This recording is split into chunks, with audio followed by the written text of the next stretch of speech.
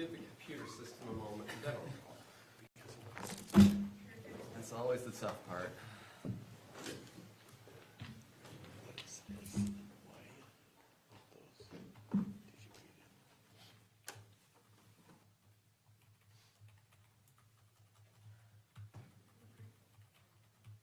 All right, so it's formally called the matter of State versus Grist, case number 241101170. I've been informed that the jury is all present and ready to go. Mr. Pomeroy, on behalf of the state, is the state ready? Good. State is ready, Judge. Mr. Casemore, on behalf of the defense. Are you ready on behalf of the defense? Anything we need to put on the record and discuss before we bring the jury out? No, Your Honor. All right, let's bring the jury out. Get started a couple minutes early.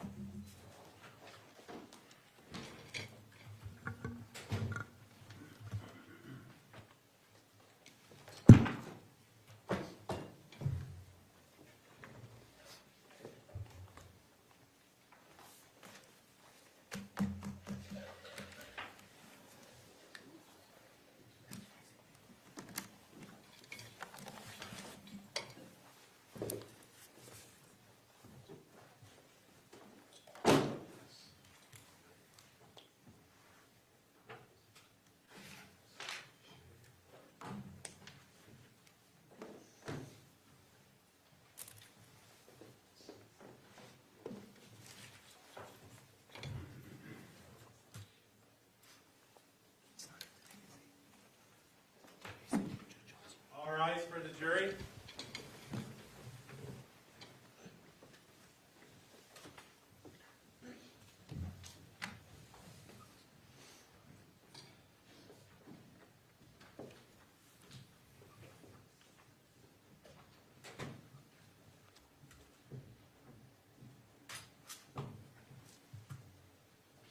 Thank you. Please be seated.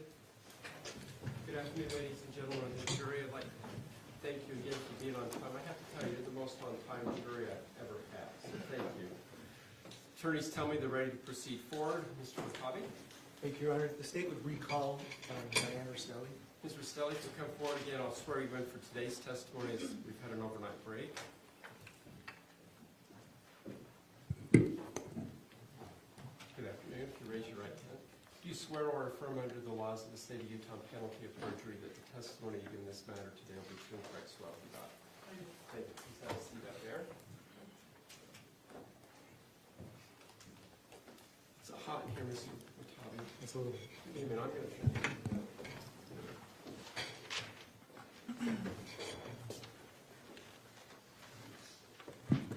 Thank you, Your Honor. Good afternoon, Mrs. Restelli.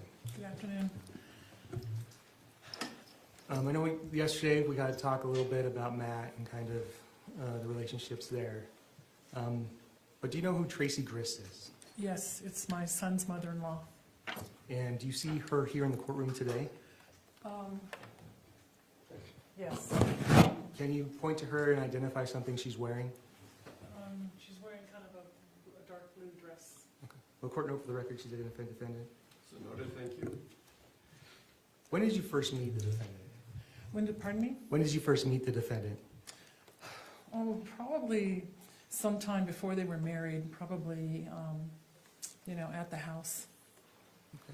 You recall roughly a year? It was before that, probably several years before. So 2016-ish? I know I saw her in 2016, and maybe a little bit before that. And how many times do you think you've spoken to the defendant? Maybe, if you count the telephone conversations, maybe 6 or 7. And when was the last time you saw the defendant in person? I believe it was at a Walmart in around the time of May of 2024. Okay. Was that just a random meeting? She had come in to visit her daughter, and they'd asked if I would come meet them at the store briefly and do a little shopping. Which daughter was she visiting? She was visiting Kate. Okay. So was she with Kate and Matt at that time? Yes. Okay. And When did you find out that Kate had taken the kids and left from California to Utah? It was sometime in that early week of June. I don't recall if it was, I think it was, the mother also informed me that Kate had gotten there safe and she was taking a breather. Okay, so you talked, who did you find out from? I'm not sure if I heard from Matt briefly, and then I heard also from Tracey. Okay, and do you remember what that conversation was about? It was just very brief, and I think we even had some text messages, or it might even been a text message that we had between us, you know, that she was there and got there safe. Okay, did you ever talk to Kate about it? No, Kate had no conversations with me about it at all. And when was the last time you talked to Matthew? I talked to him about 2 hours before the murder. I think we talked about it a little yesterday, but do you remember what kind of, what was his mood at the time? His mood was fine. He was a little frustrated over something that happened at a short order food place. But he seemed fine. He had water, he had had food, and he was well awake for the drive. And when did you find out that Matthew had died? I found out the following morning, sometime around maybe the 7, 8 o'clock-ish hour, and I got a phone call from Tracey. The defendant? Yes. And what did she tell you at that time? Basically asked me if I was sitting down and with my husband with me, and I said yes, and then she said, quote, "Matt is dead." And did you talk to her again after that? I was pretty much speechless. I thought it was just a dream. I mean, I didn't comprehend it at that time, and I ended the conversation and said, "I'll have to talk to you later." Okay. And did you talk to her again? Yes, we did make another phone call. And who were you with when you made the phone call? I was with Mark, my son. I asked him to come over and explain to him that Matt was dead, and I don't know any circumstances. And I asked Mark to come over. And did you record that phone call? I believe we did. Why did you record it? I didn't really think about that. I think it was more of my son's thought, that we needed to know just the details and just remember the details of what had happened. Okay. And after that phone call, what day was that again? That was on a Saturday, I believe. Was it the next morning after, or do you recall what time of the day that phone call was? I think there was one, sometime that day, Saturday, I believe, and then we had another phone call later. Did you record that one as well? Yes, we did. Okay, I'd like to play what's been marked as State's Exhibit.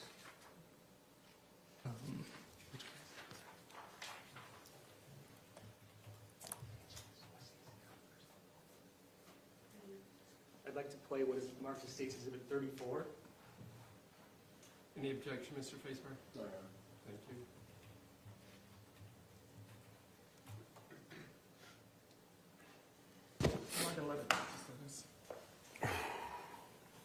Okay, can I stop it there for a second? Is this the first phone call that you recorded? It could very well be. I didn't really hear all the words, but it seems to be. Okay, we can play it through some more. She probably won't answer the phone now. All right, Tracey, you have to tell me. Okay, push pause. Is this one of the phone calls you recorded? Yes, Do you recall which one it was? I think it was the one on that Saturday. The first one? Yes. Okay. State would move to admit and publish to the jury, Your Honor. Any objection to admitting and publishing? State's Exhibit 34. So ordered, thank you. How are you handling this? What's going on? You're kind to ask. I'm not handling it well at all. I'm freaking out and I don't know what to do.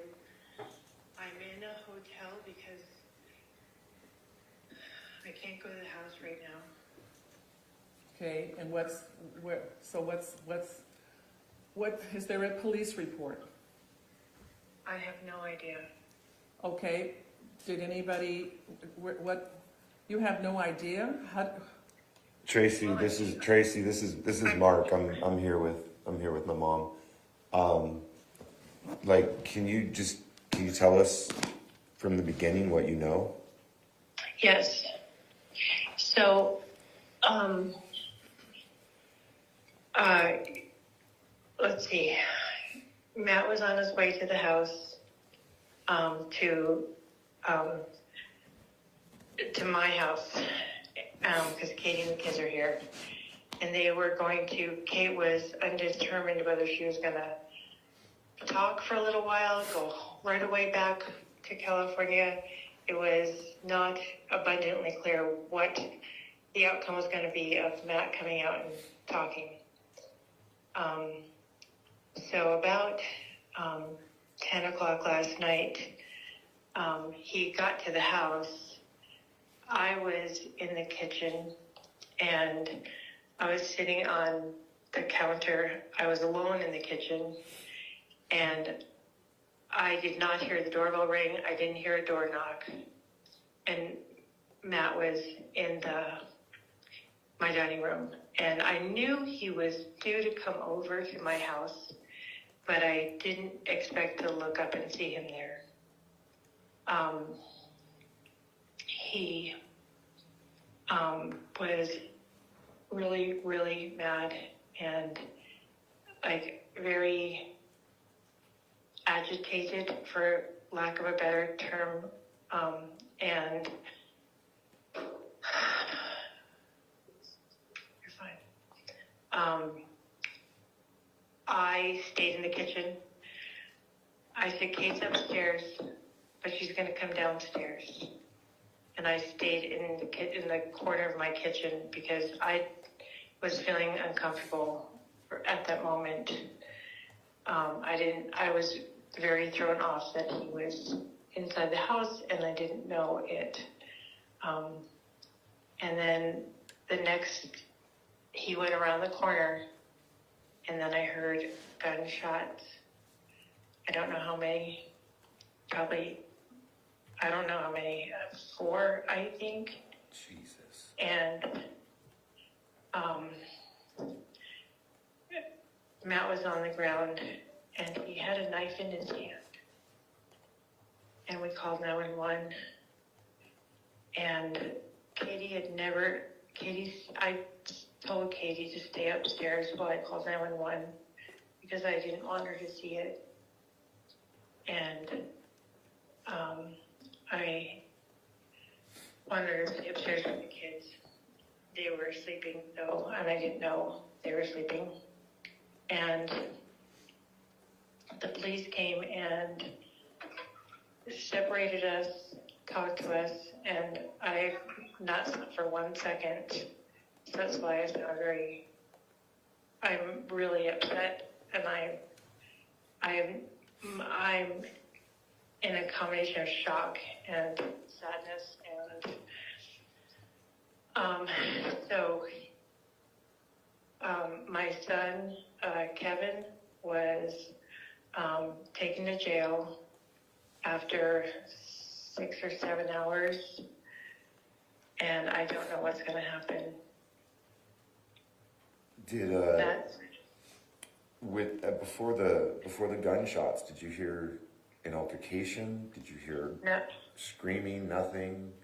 Just No, I don't. If there was noise, I didn't hear it or I don't remember it. when you saw Matt with the knife in his hand. I personally did not see him walking with the knife. I saw him on the ground. Was it like Immediately like after. a pocket knife? Was it like a? It was like kitchen oh knife? golly, like it. Like Matt doesn't Somebody- carry a knife, typically. Okay, well, I don't. I'm just wondering. I'm trying to put this together. This is mind blowing. Yes, I agree. It was. I can't think of the way to describe it. It's like a tactical knife. So the kids never woke up. The kids are still what with Kate? Where? There was me and Katie in a hotel room, Okay. and she was just trying to Google how to tell children because she hasn't told them, but she wants to be able to do it in the healthiest way, and I don't know how to do it. I don't know how to do it either. I guess my only suggestion would be to take a minute while everybody's emotional. But so, do you know what where Matt where they took Matt? I do not know. I'm assuming the, so you said they took Kevin to jail. Yes, I'm guessing that the house is a crime scene at the moment? yes.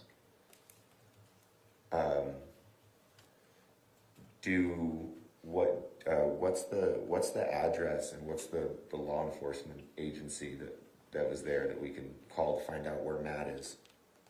American Fork Police Department. Mark, Yeah. Mark, Yes. I'm really sorry for your loss. Genuinely sorry for your loss.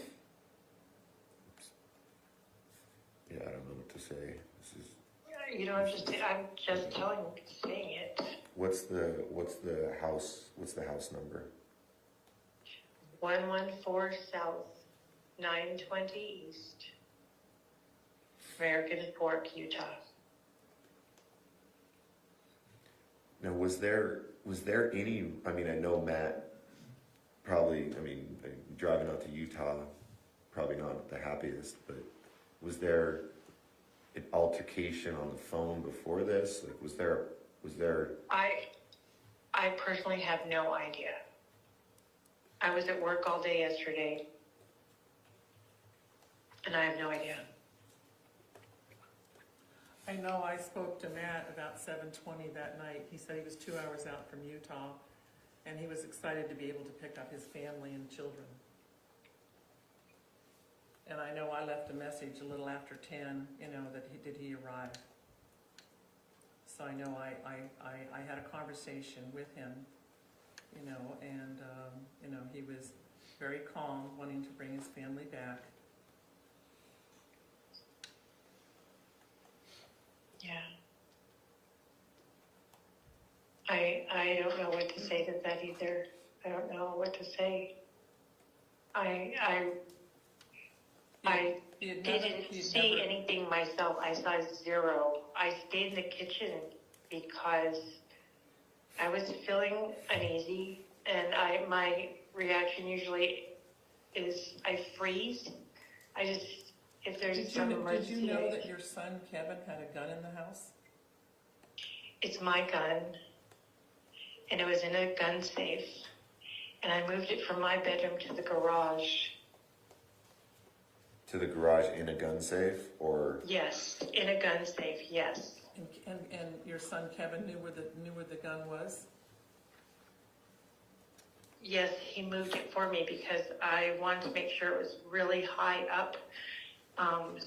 Because there was children in the house, and even though it's in a gun safe with a code, I just wanted it high up. Was there a reason for the gun to be out of the safe, like prior to Matt's arrival? Or was it, like, did it come out of the safe when you got there? Was it a scramble and race for it? Like, what? I do not know. Yeah. All right. I guess if there's any more information that you can share with us, later, please do. Of course. I am still in major shock, and I'm hurt to the core because I know how much he protected Kate through all of this. He never spoke poorly of Kate. Never. And he was really looking forward to bringing the family back.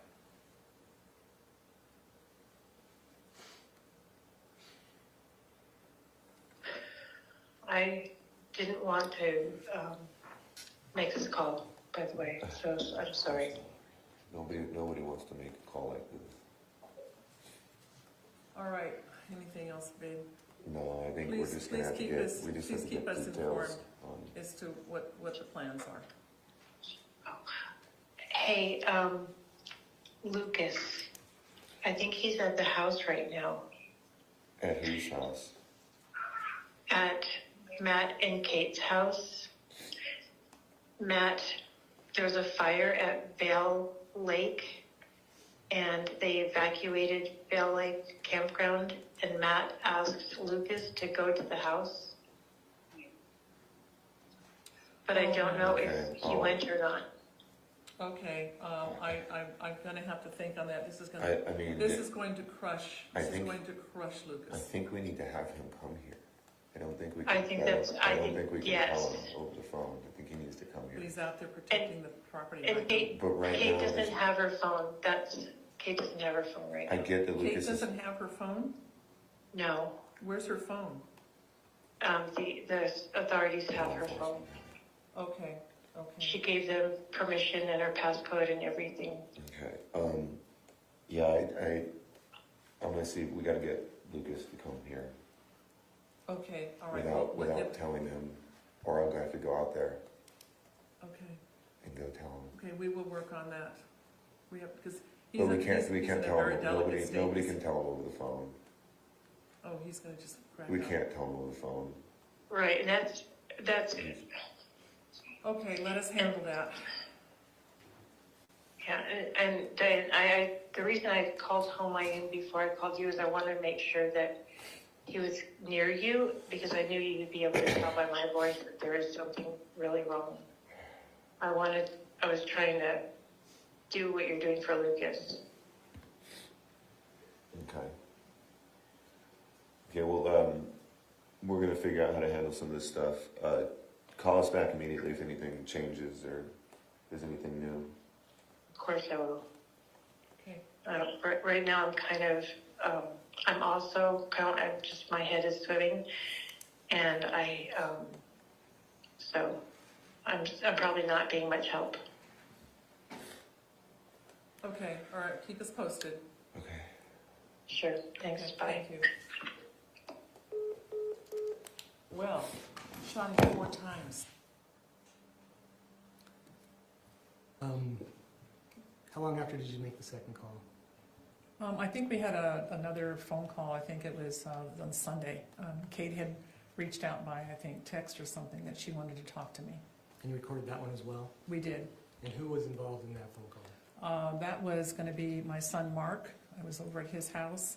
It was Tracy and Kate. Tracy was there too, and Statement, myself. statement moved to admit and publish State's Exhibit 35. Any objection? No, Your Honor. It's so ordered.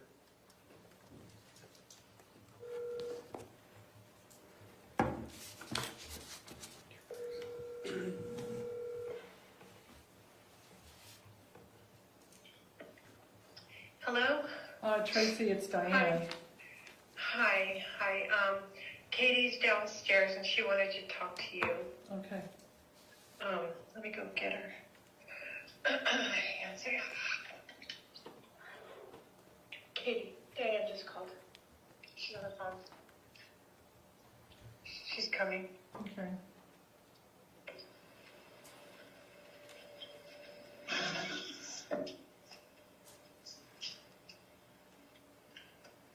We're stepping outside so the kids can't hear anything. Where are you? Right now on the back patio? Of your house? Yes. Hi. Hi.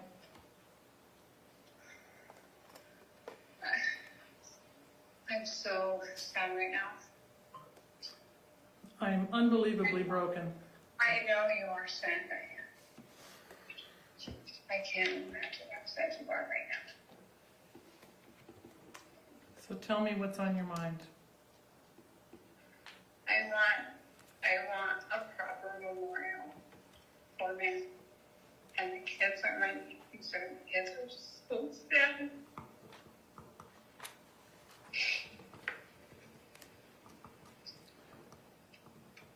This whole thing doesn't make sense to me. I understand where it wouldn't make sense. It is so sad. I didn't want this to end. I wanted us happy. You know, we came there to help you. He didn't, I don't think he told you everything, Diane. And neither did you. And we were trying to keep you out of it because we had issues prior. But your mother, And we were trying to make it better on our own. And he was coming here to have a conversation. Okay? Whether he left with the kids and me or just the kids, it was all going to be a conversation. Or alone. It was all going to be a conversation. It needed to be face to face. and how come that didn't happen? I don't know. I don't know. Did he correspond with you on his drive to the house? Slightly. So you knew he was coming? I knew he was agitated coming. I know he was upset that he was coming. How come there was a gun that was out? I don't know. And who owns that gun? And I think, Diane, I was not downstairs. And to the best of my knowledge, that gun was in the garage. And I don't understand why that was was part of the greeting for Matt coming to the house. I don't know, Diane. Honestly, I don't know. I wish I could give you more answers. After Matt was fatally shot, did anybody try to give him medical assistance in the house? Yes, Who? my mom. And what did she do? I don't know. I was upstairs. And how soon was, 911 called to help you guys? Immediately. A neighbor called. And so how would the neighbor know that Matt was fatally shot? They heard gunshots. My mom couldn't find her phone. I still don't understand why there was a gun that was present in all of this. And why your brother had to be the go-between. I don't know.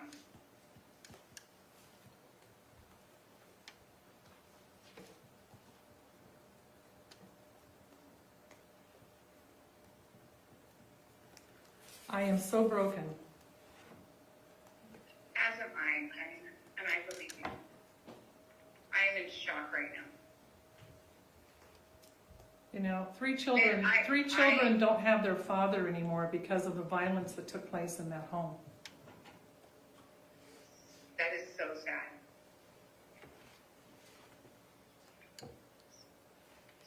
How come Kevin didn't call 911? How come Kevin didn't call? I don't know, Diane. Did you talk to Lucas? I did, and he is absolutely saddened to his core in this event, as we all are. Where is I still don't, he's with family, I still don't understand why a gun was brought to this discussion. When you knew, when you knew he was coming, and whose gun is it, and how did your brother get access to it? And who else knew he had a gun that he was going to use in this fight? No one. I don't know. I don't know, Diane. And what did your brother say happened? What did he tell you? I haven't talked to him. I don't know. And you don't know what he shared with even your mom? I have no idea. Kevin hasn't talked to my mom. You do know that this is totally out of character for violence to occur like this. I don't think that's true.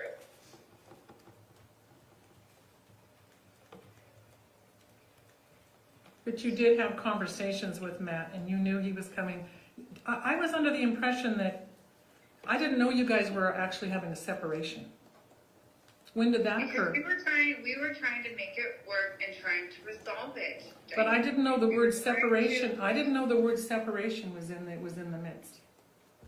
That you guys needed time off, and the way you left with me, you were gonna go be with your family for a while and have a little vacation. And that's what it was. and that's that's what it was. and that's he what was it- coming out to have a conversation to figure out if that's what we wanted to proceed forward. So really, it was a vacation for you to come out. And I understood too, did you want to come back? Yes. And it was honestly, it totally depended on the conversation that Matt and I were about to have, face to face. Because he can act any way on the phone, but how you act face to face is completely different. I wanted to have a conversation with him face to face before I got in the truck with him and went home. Well, again, I was unaware that this was a separation. I thought it was just a little breather for you because, We were trying to work it out between Yeah. Matt and myself. yeah. And I don't know that, I also was under the impression that you were going to try to come back and rent a car. What happened with the car rental? What happened with the car rental? Because I thought you were, Because I have an out-of-state driver's license, I could not rent a car on my debit card. Mm-hmm. My mom hit some hurdles and had no money. Her water got turned off at her studio, so she lacked hours, and she had an unexpected expense that she had to pay.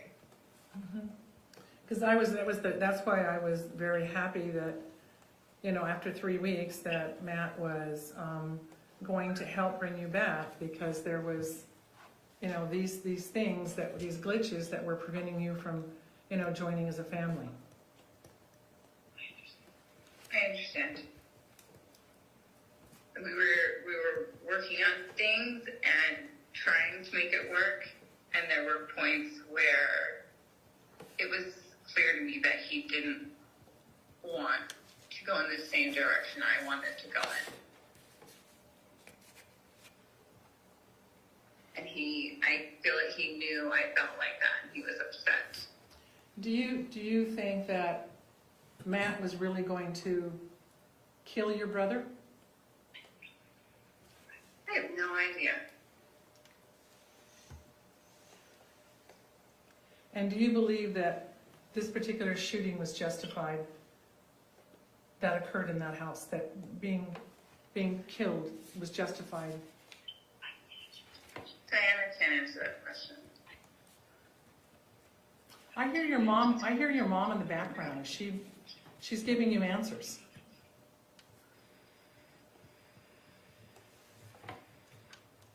I was hoping that you were speaking This from your... is all still under investigation. I was Diana. hoping that you were speaking from your heart. I am trying to speak from my heart without saying the wrong thing. And also I read in a brief article that showed up that your brother was found with drugs. Did you know he was on drugs? No, I had no idea he was on drugs. Not a clue he was on drugs. And that was an information that your mother didn't share with you either, with him living How or would being she know? around that home? How would she know? She doesn't know. She doesn't, he's over 18. Why would she be checking his drawers? He acts completely normal. Well, and I'm still questioning, why was there a gun in the house? With children in that house, It why was was... in the garage, Diane. But it wasn't in the garage when the shooting took place. The shooting did I not was take... gonna say, if it was The shooting didn't take place in the garage, it took place in the house. in the hallway, I understand. I know, but this was, to me, somebody brought that gun out of the garage. I was not downstairs. I do not know what happened, okay? I cannot give you any answers, Diane.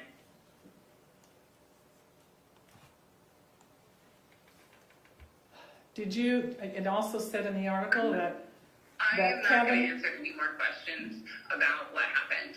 we can talk about a memorial service for Matt if you'd like, but I don't want to talk about what Well, happened anymore. I don't think- appreciate the way you're talking with me. I just want to know, you are the person that was there and a witness, and I was I not. was upstairs, Diane. I was not a witness. But you heard the gunshots. Why weren't you? Did you go down and give assistance to My Matt? mother came upstairs and said, "Do not come downstairs. There's something happened," and I'm calling 911. But I also thought that your mother was giving, first aid to Matt. How could she be upstairs when she should have been down assisting Matt in his time of need? There's 8 minutes or 4 minutes. Diane, Minutes count when someone. Once she figured out that she couldn't Minutes say, count Diane, that somebody's bleeding to death. And the number of shots that they're saying took place is totally unimaginable. Stop, Sue. And what gets me is you knew he was coming, and he was there and happy to do so. But someone He was not happy with me. someone brought that gun in the house and turned it into a different fight.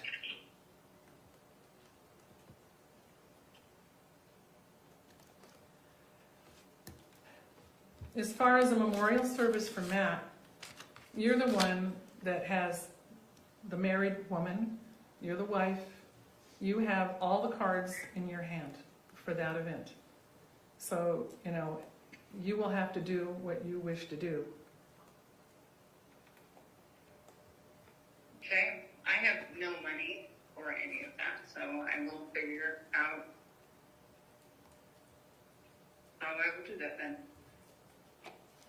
I don't understand even why you would want a memorial in light of the fact that Matt is being made as the negative person in this whole situation.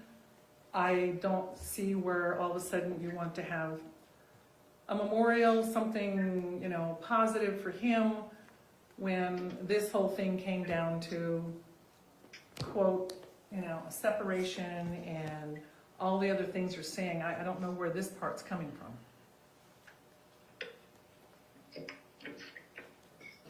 Because he's my husband. I don't understand where you don't. Where You don't get that. you is stated or was stated that Matt had a knife. Where was the knife when he came into the house? His hand. And where was the knife after he was shot down? His hand. And you I don't know, Diane. It was the most traumatic thing walking past his body. Okay, I didn't want to look. How could the knife be in his hand if she's providing life-saving care? And again, The Tracey, layout of the house.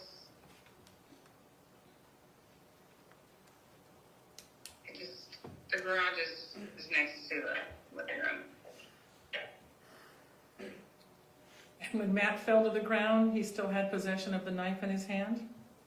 Yes. And during all to my knowledge, yes. and during all the I life-saving don't- measures, the knife stayed in his hand. I don't know.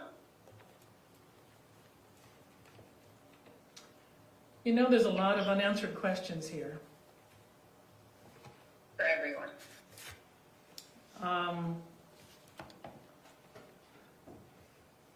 I am absolutely stunned that a family, can have such violence take place.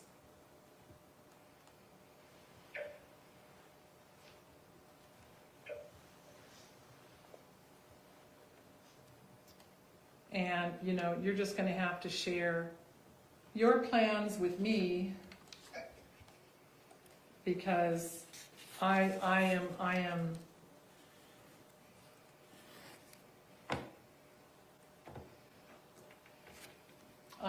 stunned. Is your mom still standing there? No, she went inside. You know, I have more questions for her. If you would like, I can easily call her back out here. She's just inside with the kiddos. Okay. Okay. You want to come back out here?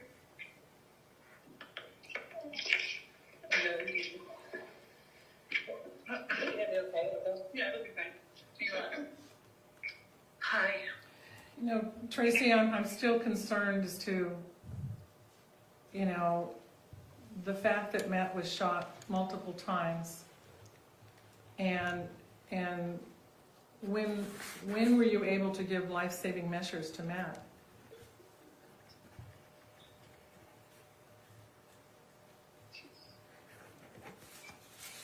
I'm in so much shock, and I can't have the conversation going over the experience again because I am so sad. I just need some time. Well, and I think the part that really disturbs me is that a number of the shots were in Matt's back. I actually have no idea where the shots were. Yeah, that's what's being reported. That he I was, don't know if that's he accurate was, or not. he was I not, don't. he was not moving forward in any aggressive manner. But was shot in the I back. have no idea. Multiple times. That Again, was, I have no idea. and does your son have a history of anger issues? Absolutely not. Has he ever had any violent history? No. And you do know they're saying that Matt was found face down Yes. and shot in the back multiple times. I have no idea how. And your son has I never have had, no idea. and your son has never had any other, you know, violent issues or. Never once. Did you really try to save him, Tracy? Did you really try to save him? I was on the phone.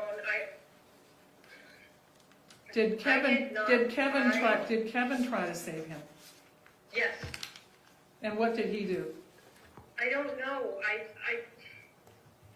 I know he was checking for his pulse and he was trying. I don't know what he did because there was a moment that I did run upstairs and say, "Don't come downstairs, Katie." So only he was really the one that was attempting to do something. After violently attacking Matt, he went over to him to try to help.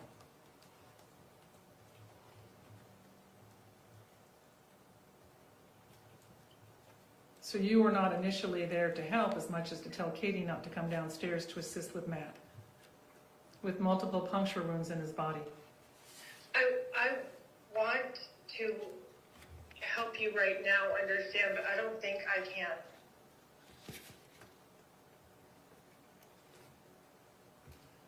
Well, you know, there's a lot of unanswered questions, and this has really, Me too. this has really started a monumental flow of events that have to be resolved.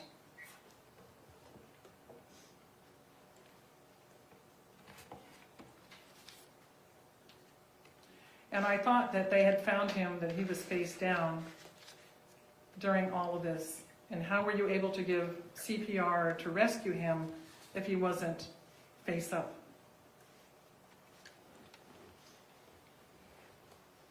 And yet he was still lifeless and holding a knife.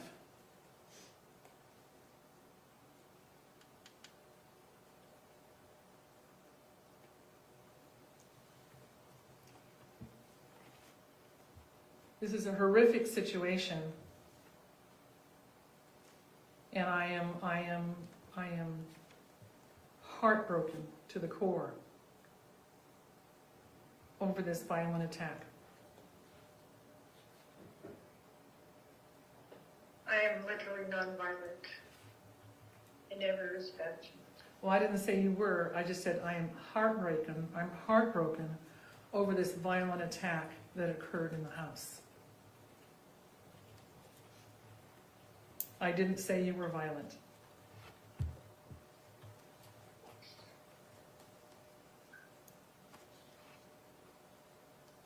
Well, Kate's going to have to figure out what kind of plans for a lot of things. And Do you know what you'd like to do for a memorial? Do you have any ideas? I have no idea for memorial, and I'm really not comfortable with a memorial at this time. I understand that. Did Matt say anything to anybody in his last breaths before he died? No, not that I heard. Not that I heard.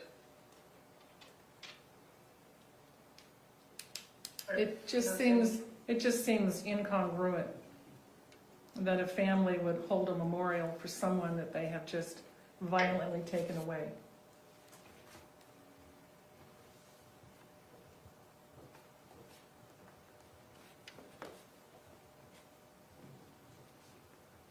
I'm so confused by what you just said. So I No, don't I'm just saying understand. that a family that's just taken someone's life now wants to plan a memorial.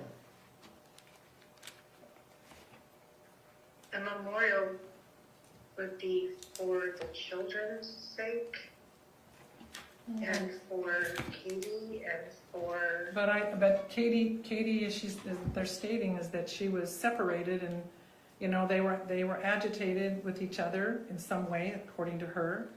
I don't know why she would want to memorialize the situation. She was just taking some time to think things through.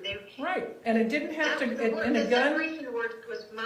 I said, they were separated, but that was just something I said off the top of my head. It wasn't something Katie had talked about. I know. Well, I'm just saying that it just seems very insensitive to do a memorial when, Matt only came out there to help because no one seemed to have any money to bring her back.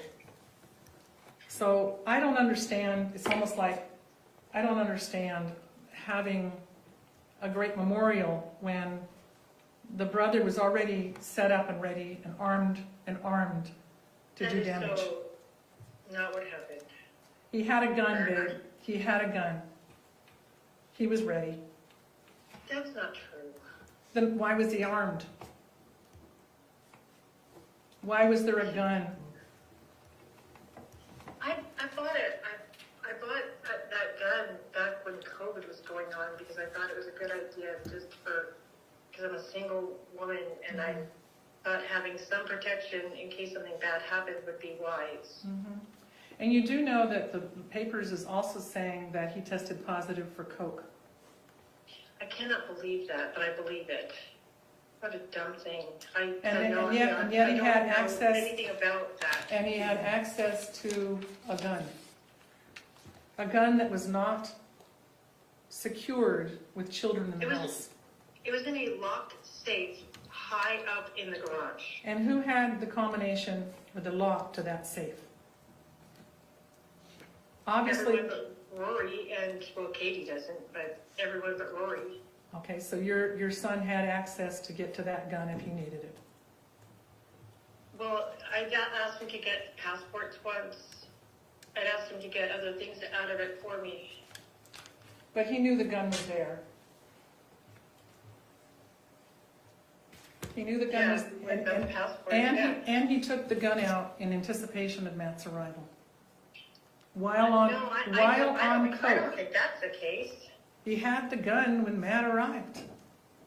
Did he I have go no out to the idea. garage and get the gun and then shoot Matt? I have no idea. I did not see any of that. And I they- have no idea where Kevin even was. I was in the kitchen. You also know that the paper stated that he was not legally supposed to ever have a gun. Yeah, he had And yet When he he had a broke gun. up with his girlfriend, his fiance, a few years ago, 3 years ago, he was calling her incessantly, and she got a protective order, so he wouldn't call her anymore. And yet, And he said that's fine because he was never going to go to Chicago again. But he also, in that order, was told he could never have a gun, and yet he had access to a gun. Well, I forgot all about it. Since I forgot about it, there's a really good chance he didn't remember either, because it was a while back, and it was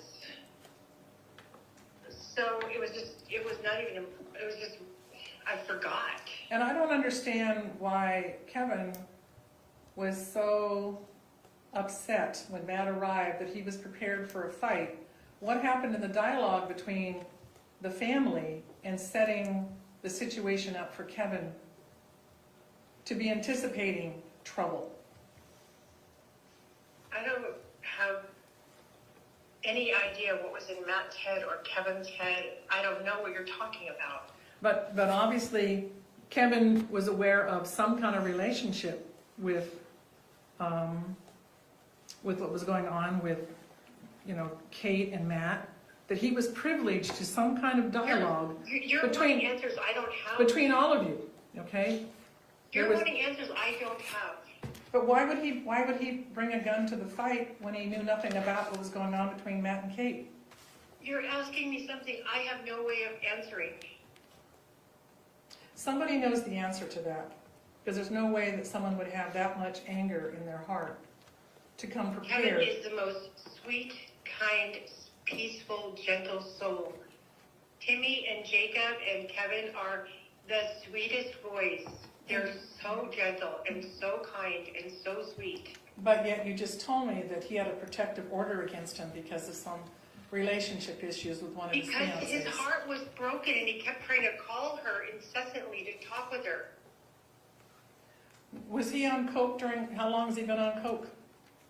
I had no idea he's ever even done that. It seems I to had me, zero. I had zero idea. it seems to me there was some discussion and sharing from your daughter that there was problems at home with him. My son? Mm-hmm. Well, when he broke up when his girlfriend broke up with him after being engaged, he was really, really sad, and he was just sad, and he was getting things back together and trying to.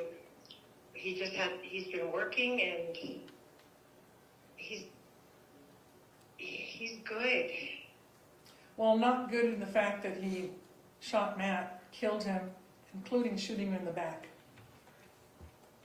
I don't interpret that the same way you do. And especially being positive for coke and, coming to a battle with a gun, he intended and was potentially going to do serious harm. In your mind, do you really think this was Kevin trying to have self-defense? In my mind, my son was only being protective and loving and kind to the people in my home. And why didn't That's the only way I know my son to why be. didn't someone just open the door and say, "Hey, glad you're here. Would you like a sparkling soda? Come on in. We'll talk about it. We'd like to help as much as we can." Why didn't it end up that way with a positive greeting? Matt didn't ring the doorbell or knock. Well, he also knows that sometimes it wakes up the children. I know that happens. I mean, that's not at all unusual. I walk into my son's Well, house. he could have texted Katie. I think he was in a lot of dialogue, and we knew he was only 2 No, hours he out. could have texted Katie that I'm here. I think there's more. I think that she knew he was coming and arriving in a matter of minutes, and Kevin was waiting.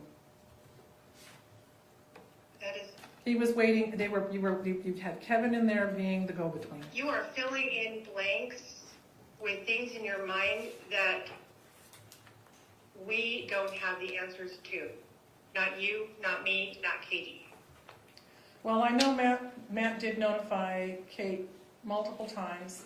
He spoke to me that night. I know the time frame, and he was keeping correspondence with everyone. People knew he was arriving. Yes. And all this business of do you ring the doorbell and knock on the door, you knew he was coming. I think the family has a lot of explaining to do. I think that this, you know, is a very serious event in our lives. And did anybody in your family tell Matt not to come? I didn't tell him not to come. I have no idea what anyone else did. Because I was under the impression she wanted to come home but had no means to do it. I was under the impression that you had to pay for Pop's registration for his truck, and that you couldn't Pay part of rent, his rent. and you couldn't rent a car for Kate to come home. And I also heard that the issue of something about she couldn't rent a car, so she couldn't come home last Friday. So again, everybody wanted her to have the opportunity to go home, but then when he got there, everybody was waiting for him to do something different. And this is the part that disturbs me, that if it was this volatile and that Kevin was on edge, that someone should have called and said, please tell Matt to wait a little longer. Things aren't right. And everybody, nobody, I don't know if anybody reached out to Matt and shared that. Did Kate even tell him not to come? I have no idea. Because this whole thing seems like a setup.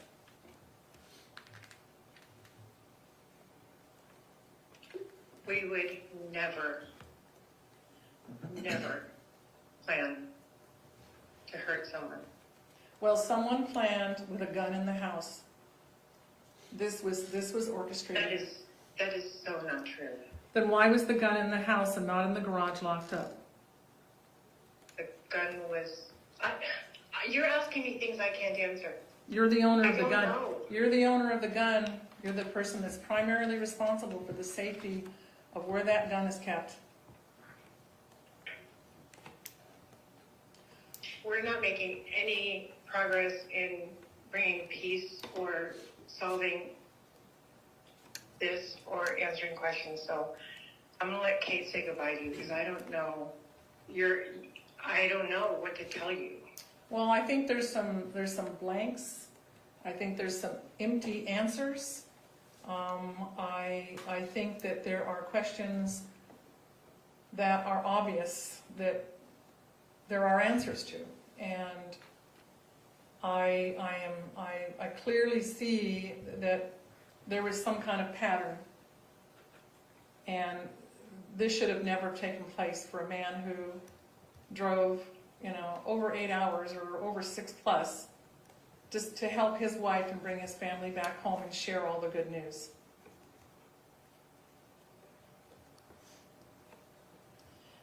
And I think some soul searching has to take place amongst, what really went on and why it happened and why the violence took place in that house. I'm really sorry that you're sad, but I'm going to hang up and go, because you're wanting me to tell you things that I have no idea about.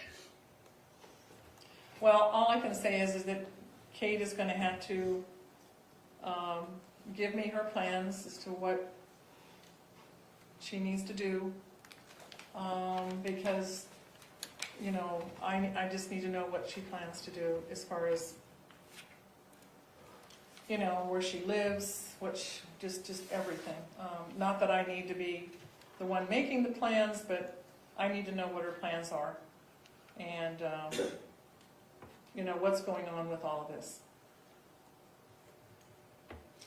All right, well, listen, tell Kate I am also sorry for the loss. I am brokenhearted that the children will never have their father ever give them the guidance and assistance that they need throughout their lives. And this ought to really hit to the core of the family members involved. And, Kate needs to share with me, what are the plans as to where she's going to live. I'll let her know that you knock that up and all. And you do know there's live animals on the property. Yeah, my sister was going to go figure something out with them. And why is she allowed on the property? Why is she allowed on the property? My sister? Yeah. Because she stayed there in her trailer. But she left, and with no word, they all disappeared the day that Kate disappeared. So you're telling me that this was an amicable leaving? Yes, And that all of as your far as I family, know. and that all of your family ghosted Matt and not sharing with him what happened to his family that day they all disappeared? I'm so confused. So I know that my sister was going to be there when you guys were in Vegas. No, but she left. She left. Right. Because She you left guys were because in Vegas. no, she would have stayed if we were in Vegas, but she left, and she also left when Kate left. And every single one of them would not answer the phone and tell Matt that Kate was okay and that she was going to her mom's. Everyone I don't ghosted think my Matt. sister even knew. Everyone ghosted Matt. My sister didn't even know. They didn't return any phone calls to Matt. None. None. And I think that at this point, sister is not allowed. No one's allowed on the property except those who own the property. Okay. I'll let Kelly know. How are you going to take care of puppy dogs? Well, that's something they should have thought about 2 days ago. You know, Matt's been dead since Friday night before midnight. This is now Sunday. And it's amazing that no one from that family has even thought about asking us or anybody to go out there and to assist. I mean, that's heartless. Well, why didn't I don't even know what to say to that. Well, I this mean, is okay. all part of this is I all get it, part Mom. of this is all part of when you take someone's life and don't realize all the consequences. I've got to go.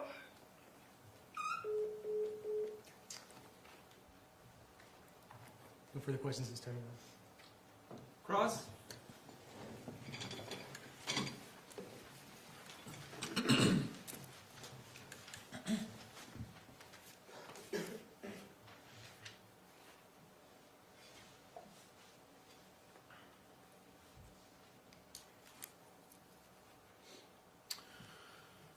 Mrs. Restelli, first off, I'd just like to say I am terribly sorry about your loss. You lost a child. That's a horrible thing. That should never happen. And I'm sorry that you had to go through this in your life. These phone calls that you had with Kate and Tracey were trying to get some answers, right? Information, yes. Yeah. And you got some information, but not much from Kate or Tracey. Is that accurate? I would say just there was gaps. And There were gaps, yes. gaps, right? Gaps in information. Yeah. And but you did learn, I guess, that and Kate said that they were separated. So you learned that Kate and Kevin and Tracey were separated at the scene. So you did become aware of that, right? And what separated mean at the scene, the actual the house? Yes. That Kate told you that we were separated, and she said it on the phone call. Do you recall that? Mean separated in space or separated in a relationship? Not, I don't think in a relationship. Okay. I think separated in space. She does from what she said. Yeah.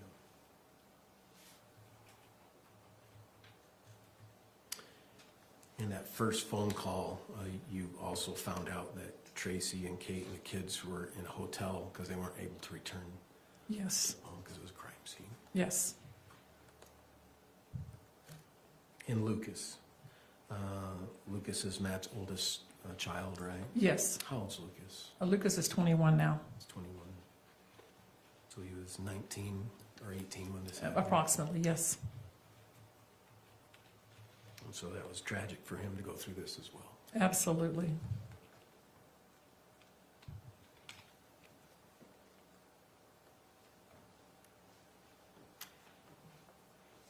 once again, terribly sorry about your loss. I know these are hard times, and I have no further questions, Judge. Thank you, Mr. Placemar. Mr. Batabi, any redirect? Oh, Your Honor. Thank you.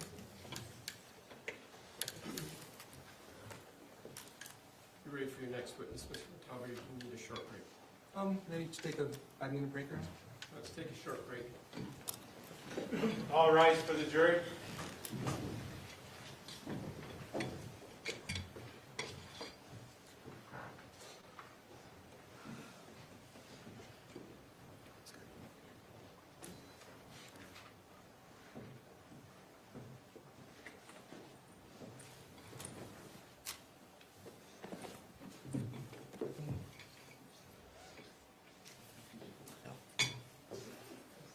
Thank you. Please be seated. Is there anything we need to put on the record outside the presence of the jury from the state?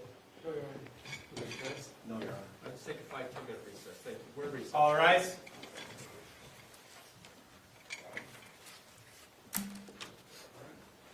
Thank you.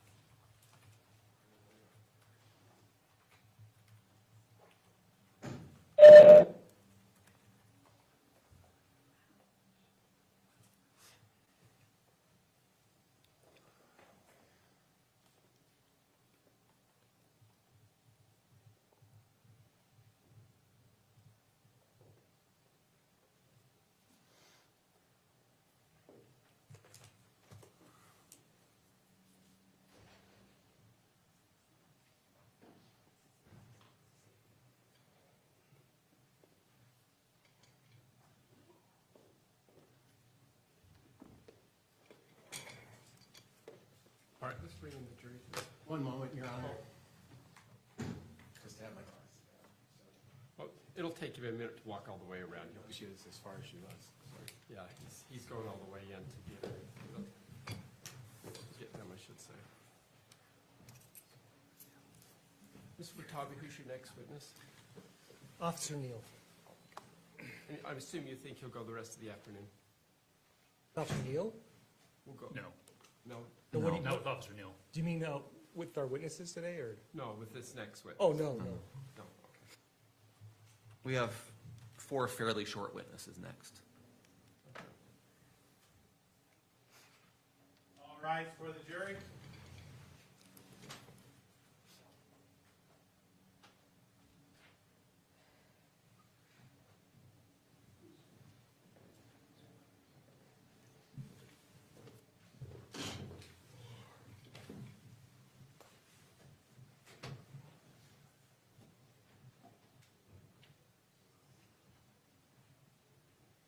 Thank you. Please be seated.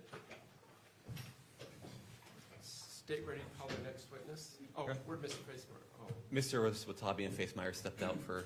just a moment. The two lead attorneys stepped out just as you were walking in. All right, Mr. Batabi, you ready for your next witness? Yes, Your Honor. State with Officer Neal. Sir Neal, if you'll come forward, please. If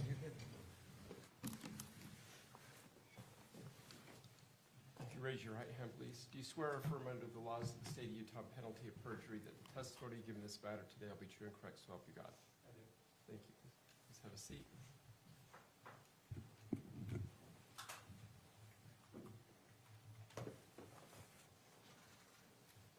Good morning, Officer Neal. Or afternoon, apologize.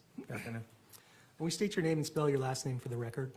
It's going to be Anthony Neal. Last name is going to be Neil. And what's your occupation? I'm a police officer for the American Fork Police Department. And how long have you been a police officer? 3.5 years. And what's your title at the American Fork Police Department? I'm a patrol officer. And what kind of duties do you have as a patrol officer? I'm responding to calls, calls for service. When people are needing assistance with something, then they call into 911. It gets dispatched out to us, and then we respond. And when you respond on cases, do you have a body cam? I do, yes. Did you get a call on the night of July 12, 2024? I did, yes. And where were you dispatched to? To a residence in American Fork. It was an apartment complex on the east end of town. And who did you respond with? Officer Guerra and Officer Laycock. Were you the first people to arrive on scene? We were, yes. All three of us arrived at approximately the same time. And what did you see when you arrived? There's a truck parked outside of the reported residence with hazards on. There's a cardboard underneath it. We arrived towards the front of the house. Officer Guerra went to the front door, and then I positioned myself out of the front window of the house to where I could see inside of the house. At some point did you go in the residence? I did, yes. And how many people had gone into the residence before you? Only Officer Guerra had gone in before I entered. How soon before you did he go in? Seconds. And then what happened after you went in the house? I observed a male that was face down in the hallway of right as the entryway of the house. Did you identify him at some point? The male face down, I did Yes. not. Did you find out later who he was? I did. Who was it? I don't recall the name.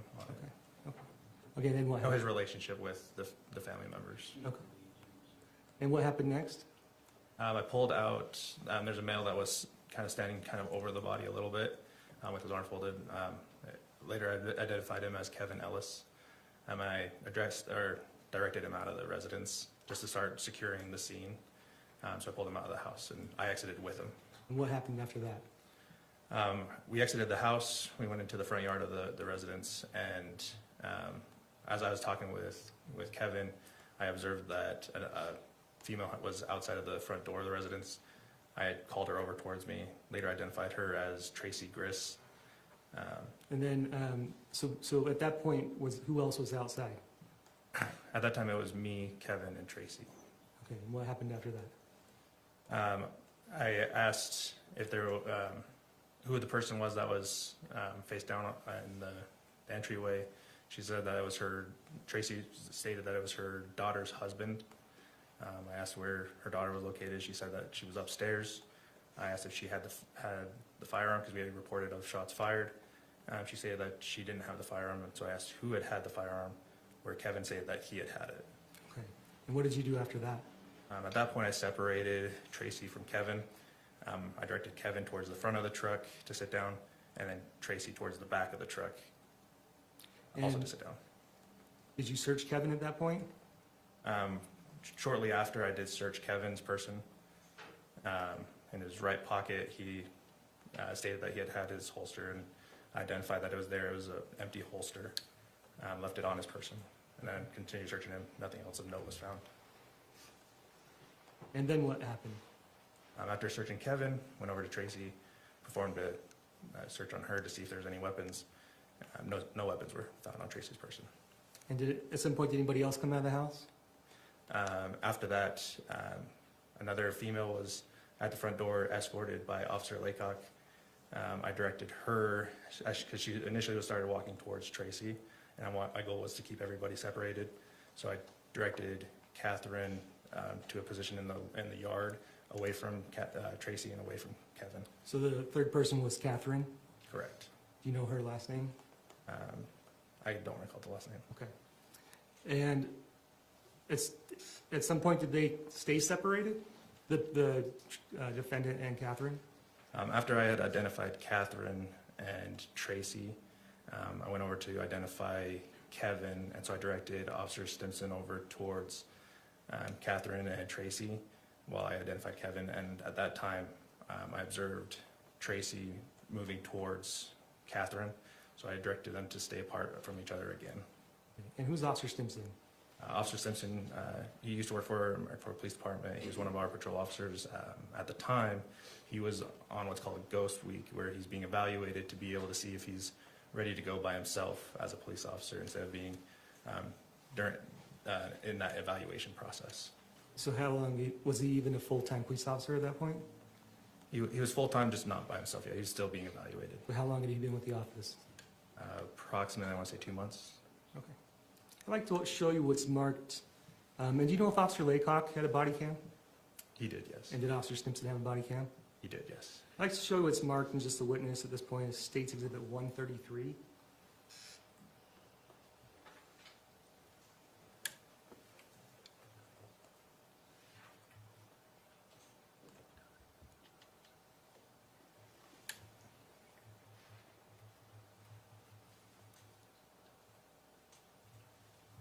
Okay, do you recognize what this is? Does it appear to be a body cam? It does, yes. Is it similar to the one that you're issued? Yes. If I told you this was Officer Laycock's body cam, would you recognize it at some point? At some point, I possibly would, because I saw it multiple times while we were there. State would move to admit and publish State's Exhibit 133. Any objection? No, Your Honor. So ordered, thank you.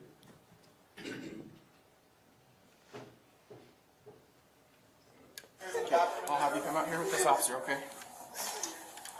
Okay. I don't. You're okay. Okay. It's okay. What's going on tonight? It was my cousin. He was supposed to come here and attack me. I was upstairs waiting for him to come in. I don't know what happened. Okay. I don't know what happened. I heard yelling and I don't know what happened. Do you have any weapons or anything on you? No, the only thing. I'm just gonna check you real quick, okay? I'm sorry, I know this is... No. I have my earbuds in my pocket. That's the only thing I have in my pocket. Okay. Sorry, was that them Yep, that just fell? that was Okay. them that did it. Okay. You're good. I don't see anything else on it. You're good if you want to go take a seat next to her on the grass, okay?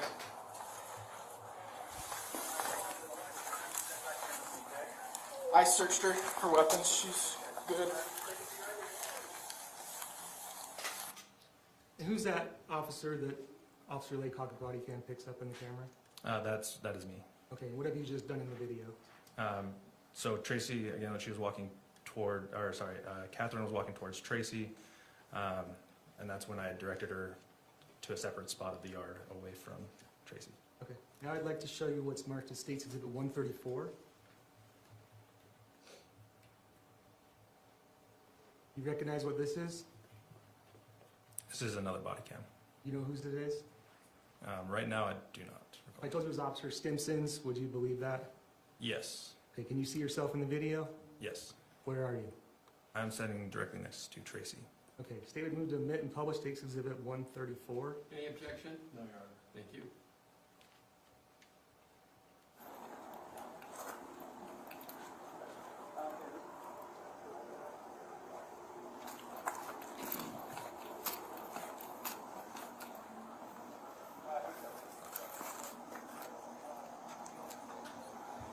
What's your name, man? Kevin? What's going on, Kevin?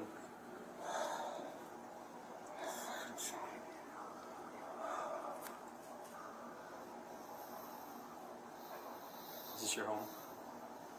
This one. This is where you live? Okay. Alright, man, I'm gonna get some information from you. You might just hang out with those two for a second.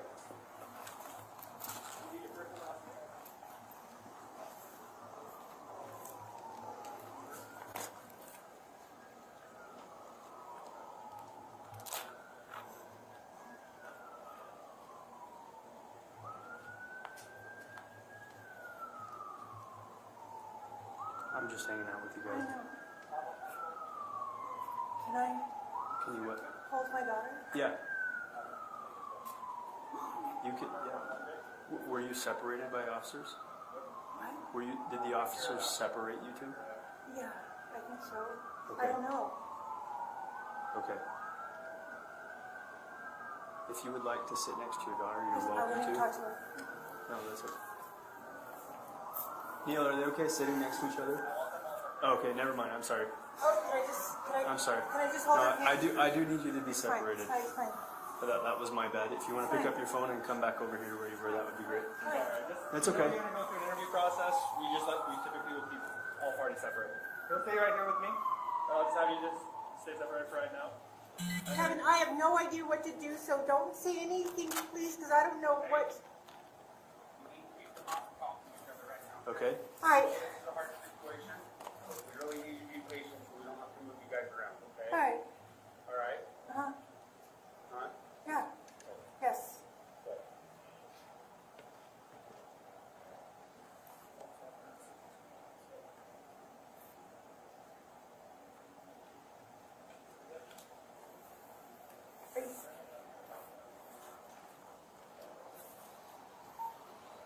Ma'am, right now something that would be good to do is probably just breathe. Just take deep breaths. Okay? And not speak to anybody else, okay? Okay. Good kid? Good.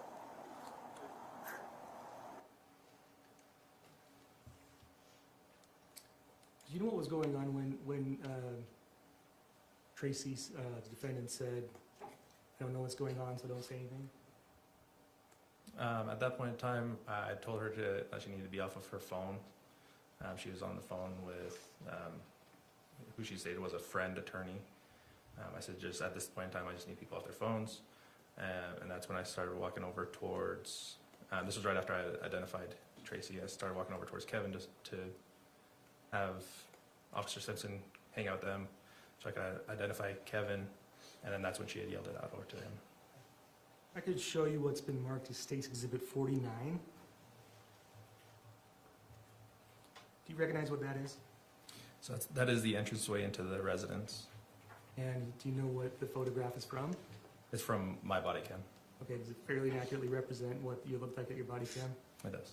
Is this, and at what point is this, what point of your body cam is this? Is this the first time you entered the residence? Yes, it is. And that's what it looked like when you walked in? Yes. And what do you observe in the photograph? Right in the entranceway, there was some sandals that were right there. I noticed that as soon as you came in, there was a hallway directly in front of me, and then kind of like a living room, and then the entranceway wrapped around in towards like a kitchen on the right side.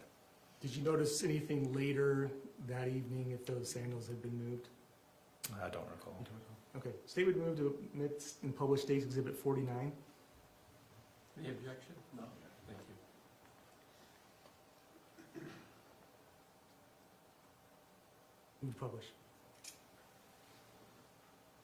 I'm sorry, Judge. May I approach? Certainly. Let's take it down for a second.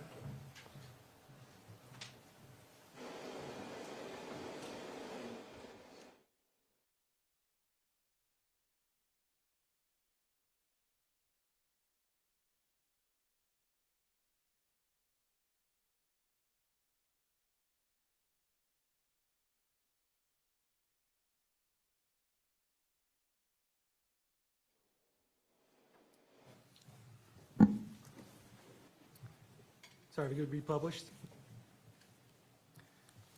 And just to clarify, you were the second person to go in, seconds after Officer Guerra, is that correct? That is correct, yes. Okay, now I'd like to show you what's marked as State's Exhibit 48. Recognize what that is? That is also my body cam. That is when we made contact, or when Officer Guerra made contact at the front door, and where I had positioned myself prior to us making contact. And you can see the date and time up in the corner. Correct, yes. Was that an accurate date and time That is accurate, of that incident? yes.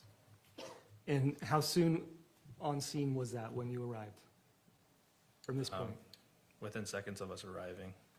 State would move to admit and publish State's Exhibit 48. Any objection? No objection. Thank you.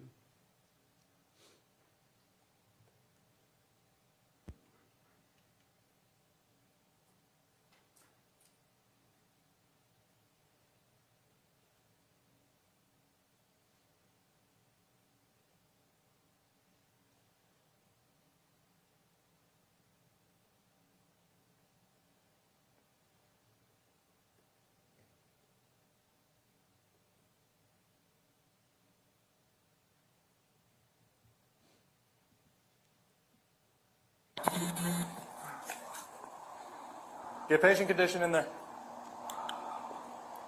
Who's this? And that's inside.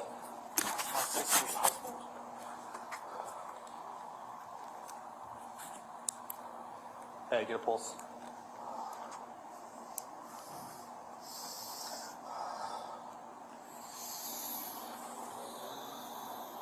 Okay, come here. Please come here. So, sorry. Who is? In the house. So who is this that's in there? That is my daughter's husband. Okay, where's daughter? My daughter's upstairs. Does she still have a firearm on her? My daughter, no. Okay, who had the firearm? You It was- had the I firearm? already showed her where it was. Okay, It's inside. Wait, Sounds no, good. the only- that was it. so I'm gonna have you take a seat right here. I'm gonna have you take a seat over here. That's on the back end of the truck.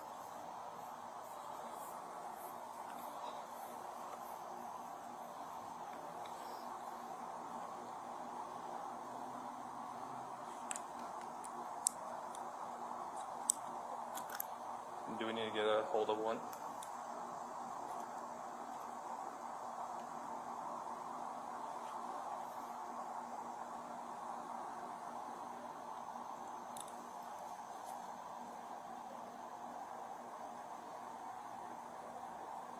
Okay.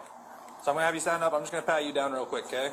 You don't have any weapons on you or anything like that? Not even made aware of? I've only got the holster that was in my pocket. That's it. Okay.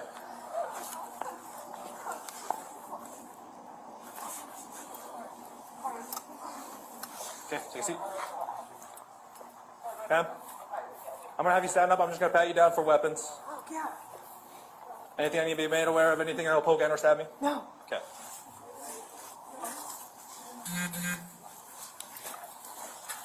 Any pockets? No. Okay. You're gonna take a seat.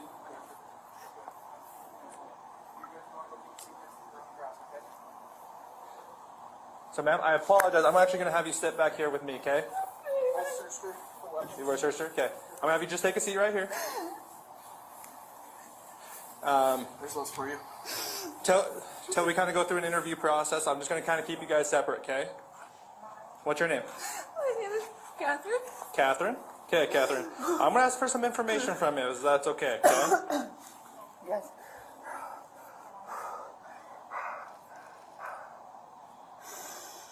All right, Kathryn. How do you spell your first name? Kathryn. Last name? Restelli. Restelli. Okay, what's your date of birth? December 15th, 1987. 1987? Okay. Just stay sitting right here, okay? I'm just going to keep you guys just separate until we can kind of go through an interview process with you guys, okay? Sure. I appreciate it. All right, ma'am? Ma'am? Is it okay if I just have you just off the phone just for a second? Yeah, Richard, let me call you right back. The police officer asking me to be off the phone. Yeah, just for right now, just kind of while we're going through a process with you guys. That's fine. I do need to get some information from you. Can I get your first and last name? Tracey, Tracey. Last name? Grist, Grist. ST? Does this look correct? Yes. Okay, what's your date of birth? 5/28/65. Okay. Yeah, just for right now, I'm just going to be asking you just to stay off your phone, okay? I was calling my friend who's an attorney because I'm worried about my son. Okay. Whose son? Is this son over It's here? my son. Okay. You guys will be more than welcome to give them a call. This is like a friend attorney or? Yes. Okay. Just give us a second, then I'll let you make a phone call if that's okay. Yes. Okay. I'm not saying that you guys won't be able to make phone calls. Yeah. Just for right now, okay? Okay. All right, man. I'm gonna get some information from you. You mind just hanging out with those two for a second? Let me get your first and last name. Kevin.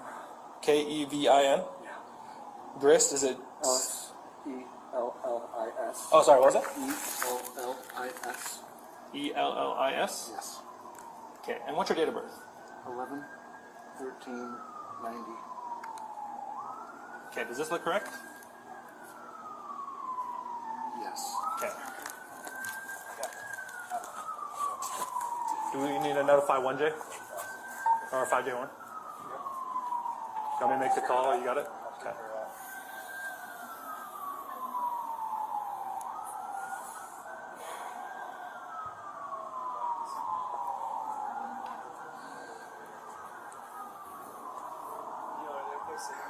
I want them all separated for now. I apologize. Until we go through an interview process, we want to keep everybody separated.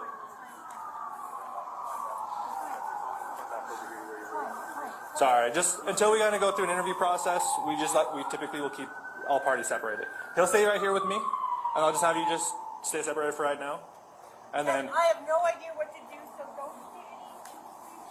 Hey, we need people not to talk to each other right now, okay? I know this is a hard situation, but we really need to be patient so we don't have to move you guys around, okay? All right? Huh?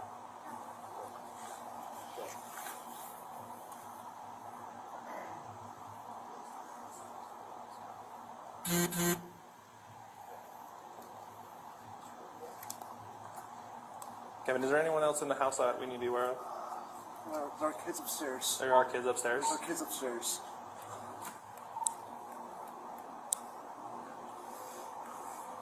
How old are they? Young. How old are your kids, Kate? We have kids upstairs. Okay. 2 kids? How many? 2. more questions this time, Your Honor? Cross? Yes, Your Honor.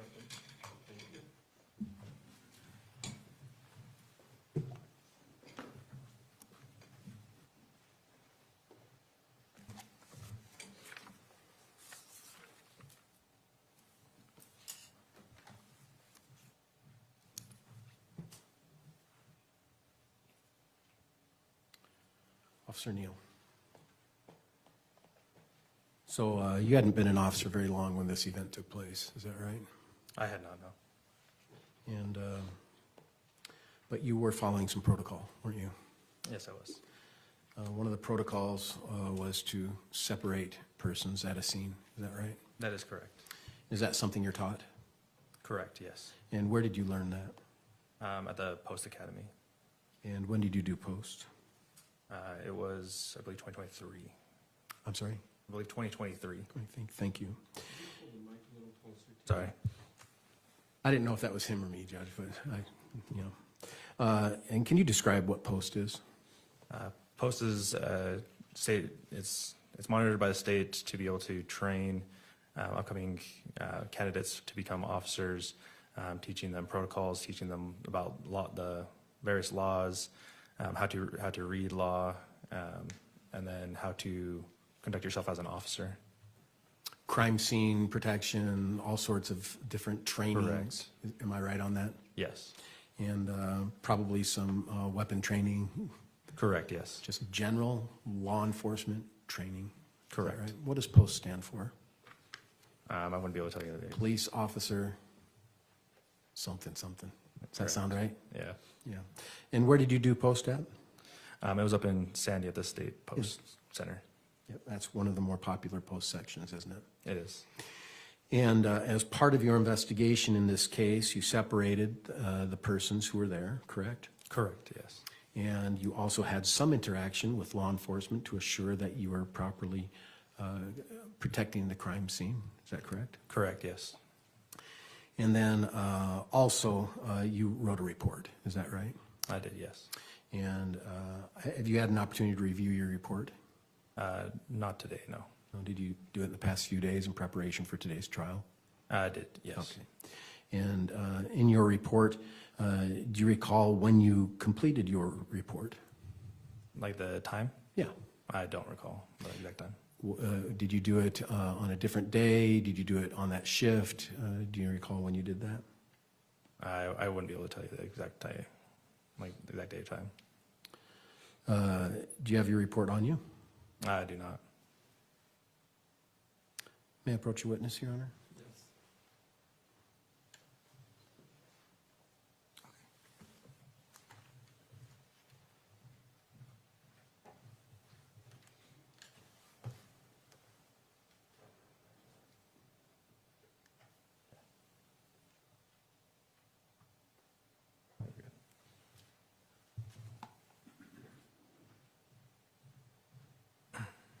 Officer Neal, I provided you a digital copy of your report. Did you have a chance to see that?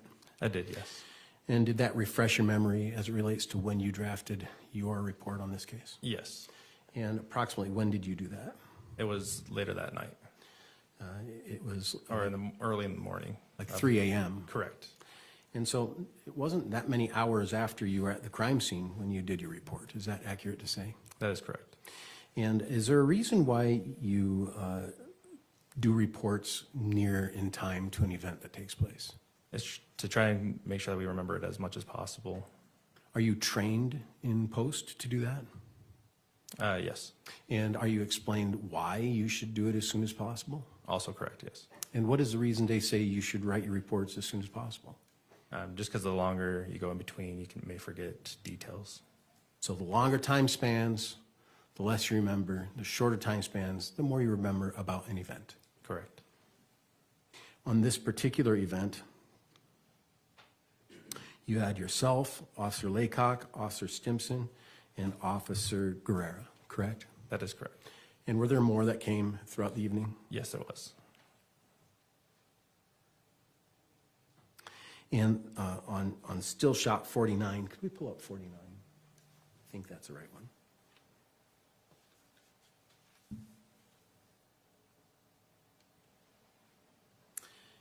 You recognize this photo? I do, yes.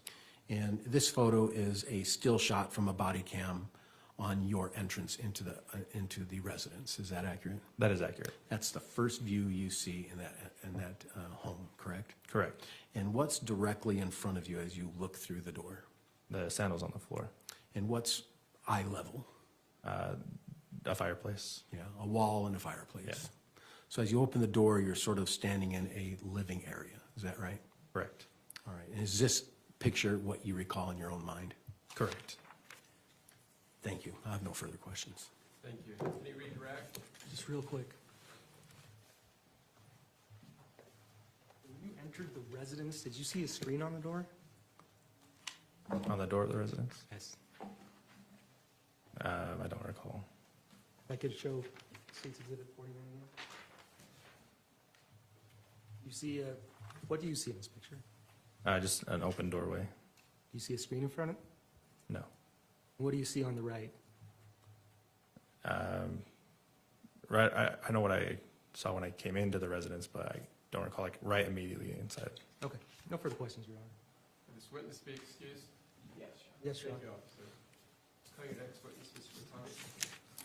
So we'll call Detective Nicosia. Detective Nicosia. And maybe he be excused from his subpoena, Your Honor. Any objection? No objection. You're excused, officer. Thank you.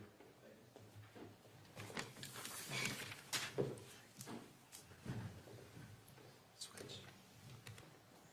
You know what? Just show the video, right? Officer Nicosia, if you come forward, I'll swear you in. Raise your right hand. You swear or affirm under the laws of the state of Utah, on penalty of perjury, that the testimony you give in this matter today will be true and correct, so help you God? Yes. Thank you. Please have a seat up there. Your water bottle if you need it. Give the attorneys just a moment. We're having a quick conference and we'll get started on it.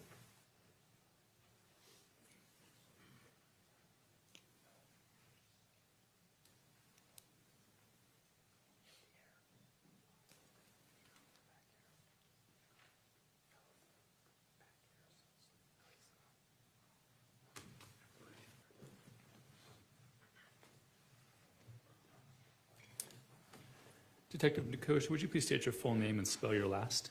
Wyatt Nicosia, Nicosia. And Detective Nicosia, where are you currently employed? With the American Fork Police Department. And how long have you been with them? About 7.5 years. How long have you been a detective? About 2 years. In order to become an officer, did you go through post? Yes. And when did you do that? Probably 7 years ago. Yeah, 7-ish years ago. And did you do any sort of particularized training to become a detective? Just in and outs of patrol work. Yeah. More experience-based? Yeah. Okay. What were your duties on July 12th of 2024? At the time, I was called out and was asked to help with the investigation of this case. Okay. But what were your overall duties? Were you on patrol then? Were you a detective? I was in investigations as a detective. Okay. And what were you asked to do when you were called out on this case? I was told that an individual is going to be coming to the police department, and I was asked to prior to that interview. Okay. Did you ever go to the scene? Later. Sorry, prior to that interview? No. Okay.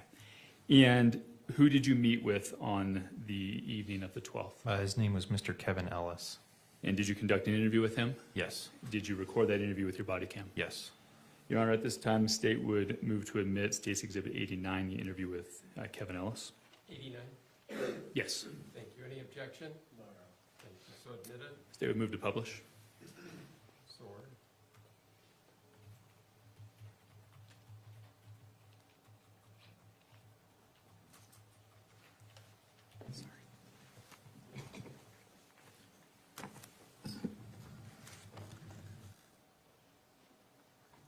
If we could pause that there for a second. I said the evening of the 12th. It looks like it might have been the early morning hours of the 13th. Is that? Yeah, it looks from like the timestamp, it was, just past midnight. Okay. And who's that individual in front of you?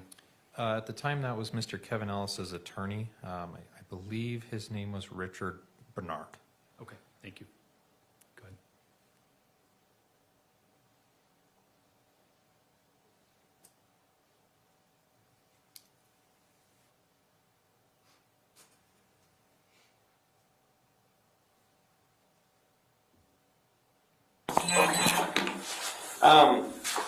So we're just trying to figure out, obviously, what happened. I haven't been to the scene or anything, and just kind of wanted to get your side of the story and better help explain that. Obviously, you're here at the police department, so you're kind of being detained at the time as we're questioning and everything. So I just want to make sure you're aware of your rights. Obviously, your lawyer's already here, and he's present with you, but I just want to make sure we got all of our bases covered. So I'm just going to read this. Doesn't mean you're under arrest or anything, just means you're aware of your rights, okay? So you have the right to remain silent. Anything you say can and will be used against you in a court of law. You have the right to talk to a lawyer and have the lawyer present with you while being questioned. If you cannot afford to hire a lawyer, one will be appointed to represent you before questioning if you wish. You can decide at any time to exercise these rights and not answer any questions or make any statements. Do you understand your rights as I have explained to you? Yes. Okay. Having these rights in mind, are you willing to answer some of my questions? Yes. Okay. What can you tell me about tonight? I was afraid for my life and I shot in self-defense. Okay. Tell me more about that. Under the advice of the counsel, I declined to answer. Okay. Okay. Anything else that you want to tell me that you would think helped in this investigation, or? Under the advice of counsel, I declined to answer. Okay. All right. I can proffer some things to you. Okay.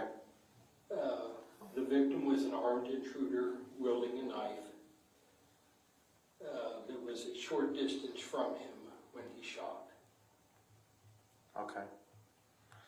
So just to clarify, he was an armed intruder with a knife. Entered the house without permission.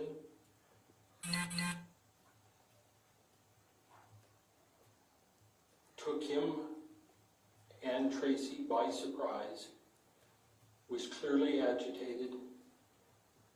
Was wielding a knife, and that's at the point at which he, and was to the wall, you said? Was afraid for his life and shot in self-defense. Okay. And so who is, maybe some background to this, not about what happened, but who is this gentleman to you? It's his sister's husband. Okay. They have been, he and she live in California. They're having marital difficulty. Tracey invited her daughter to come to her house and have a reprieve, get away. How long had she been there? 3 weeks. The husband was making demands that she come home. Instead, drove out to California to pick her up and take her back. And that's...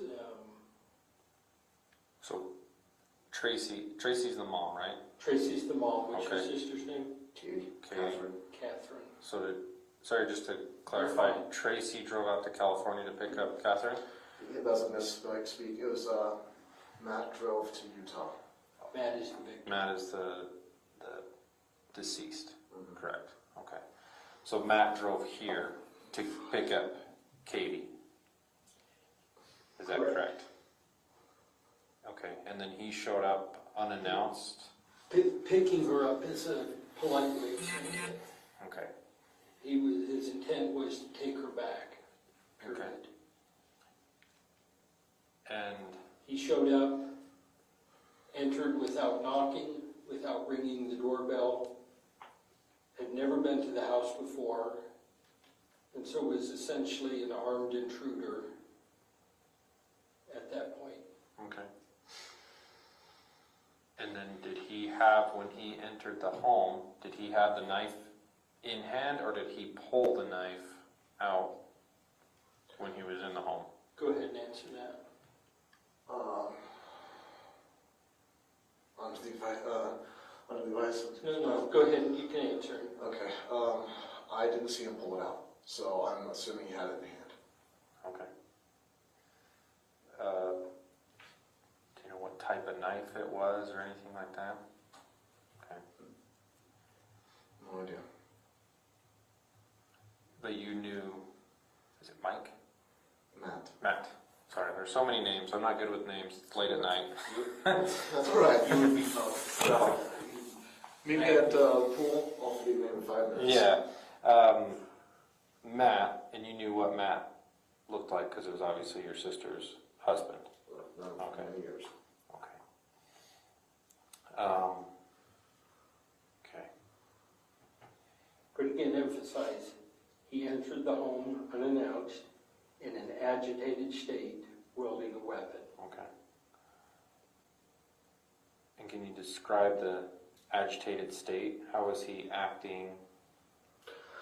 Under the advice of counsel, I declined to answer. Okay. All right. Just give me 1 second. I'm gonna go. Take 2, take 3. Takes as long as you need. Okay. I'm gonna go. We know you have a job to do. We want to help you do it and preserve his rights as well. Okay. Okay. Give me a second. Thank you. Detective Nicosia, I think when we started that, it was about 12:08 in the morning. Do you remember what time Kevin arrived to the police station? I couldn't recall that. I know when he did arrive, we put him in the interview room, and then his attorney showed up shortly after, and then met with Kevin. But I couldn't give you an exact time on what time he arrived. You know approximately how long he met with Kevin prior to you interviewing him? I couldn't even. And that's, if you can't, you can't. Yeah, I couldn't give you a time on that, sorry. Did you take other steps? Did you have any other roles in investigating this case? I did, yes. What was your next step? After that night, it was a few days following that is we were asked to go, myself and Detective Wetton were asked to go up to the Ogden area and retrieve Rachel Jorgensen's phone. And do you remember who Rachel Jorgensen is in relation to Kevin Ellis? That is his sister. Okay. And did you make contact with her? Yes. Did you retrieve the phone? Yes. Did you interview her? No, she declined to speak with us at that time. Okay, thank you. I'll pass the witness. Cross.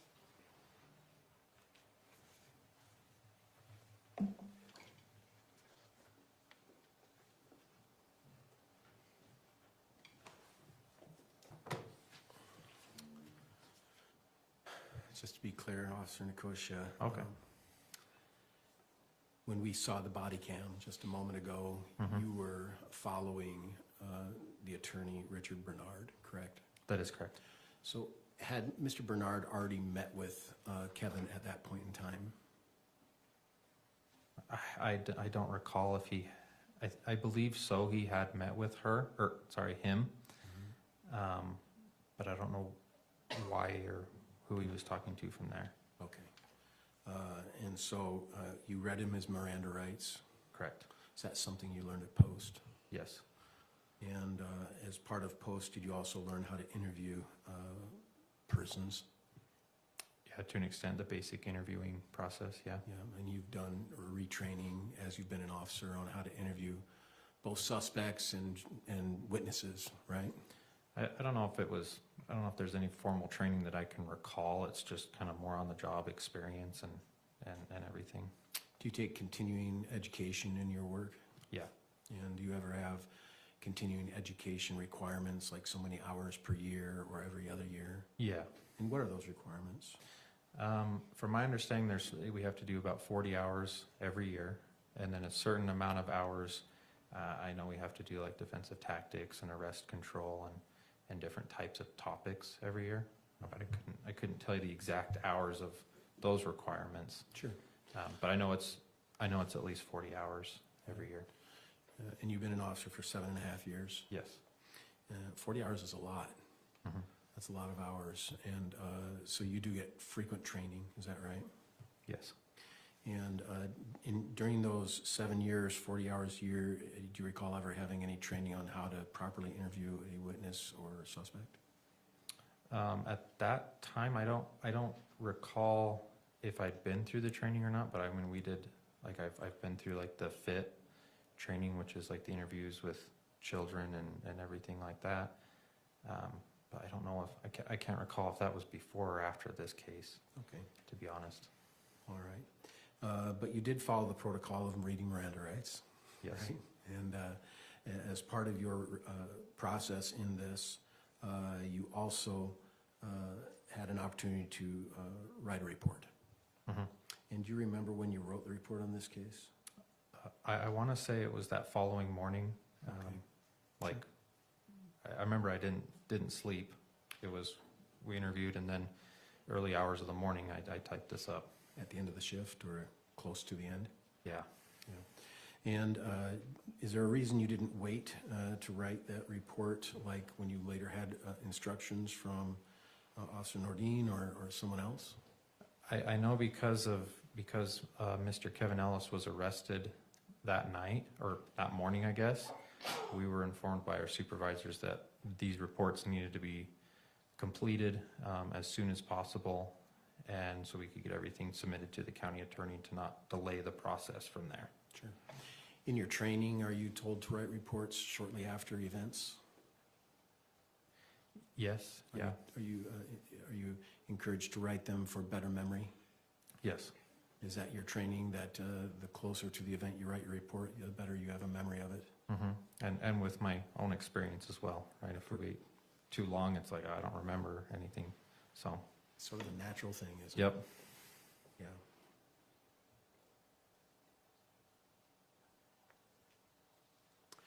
Yeah. And you obtained, some while later, a phone record of a family member of the involved parties of this case, right? That is correct, yeah. I have no further questions. Thank you. Thank you. Redirect.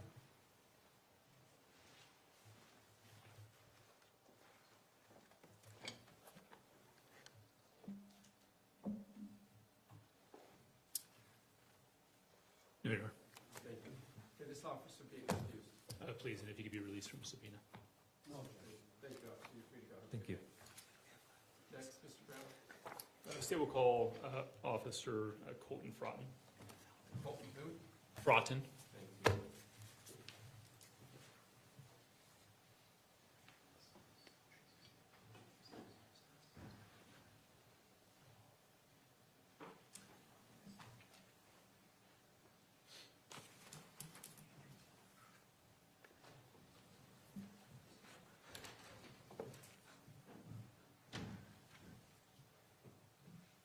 Raise your right hand, sir. I'll swear you in. Do you swear or affirm under the laws of the state of Utah on penalty of perjury that the testimony you give in this matter is fair, true, and correct, so help you God? Yes. Thank you. Please have a seat up there.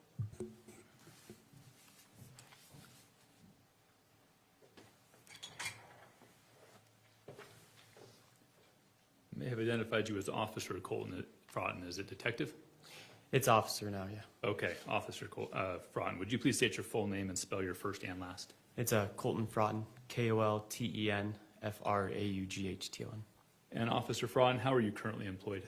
I'm employed with American Fork Police Department. In what capacity?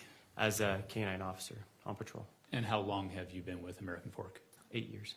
Have you been an officer longer than that, or is that your entire? That's my entire career. Okay. Did you go through post? Yes, I did. Obviously graduated. Yes, I did. In July of 2024, were you also a patrol officer? No, I was a detective. And what were your assignments as a detective in July of 2024? I was a SV detective, and then just anything that came across my desk, I would work. Okay, and SVU, what is that an acronym? Yes, it is. What's it an acronym for? Special Victims Unit. Okay, thank you. And was that your assignment on July 12th of 2024? It was, but I was called to assist in another case. Okay, and did that case involve Kevin Ellis? Yes, it did. What assignments did you receive on July 12th of 2024? I got a call pretty late at night just to assist patrol in a case that they were working. I arrived at 114 South 92 East, I believe.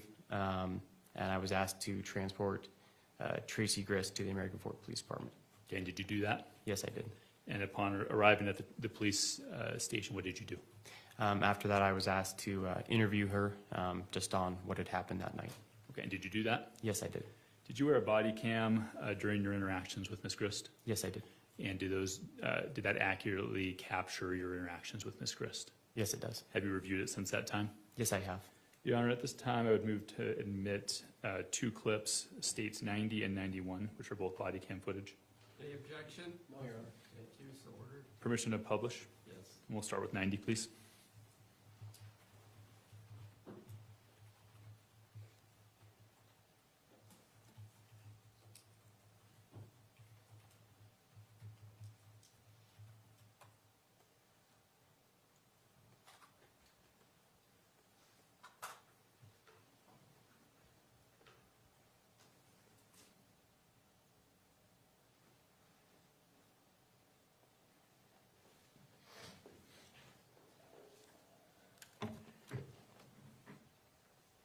My supervisor did tell me just for the meantime, did want us to take your phone just for right now. So again, we'll get it back once we're done, if you need to make a phone call, so we'll give it to you. So, and I know that you had mentioned that you may want to talk to a lawyer friend that you have. So let me just give you your rights again. Doesn't mean you're in trouble. Doesn't mean you're under arrest. Okay.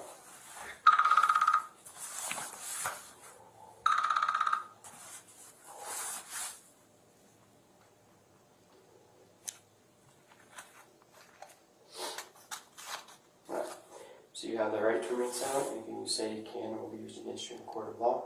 You have the right to talk to a lawyer and have him or her present while you're being questioned. If you cannot afford to hire a lawyer, one will be appointed to represent you before any questioning if you wish. You can decide at any time to exercise these rights and not answer any questions or making statements. Do you understand these rights? Having these rights in mind, do you still want to talk to me? Do you still want to have that lawyer present while you're being talked to? I can talk a little. Okay, sounds good.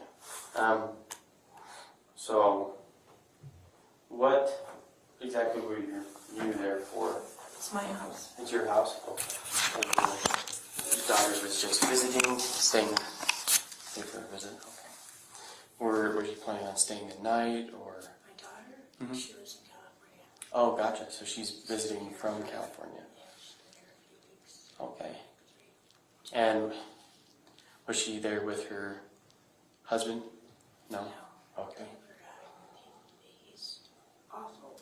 Mm-hmm. And just needed a breather. So she came to hang out with me. Gotcha. And she brought her 2 kids with her? Yeah.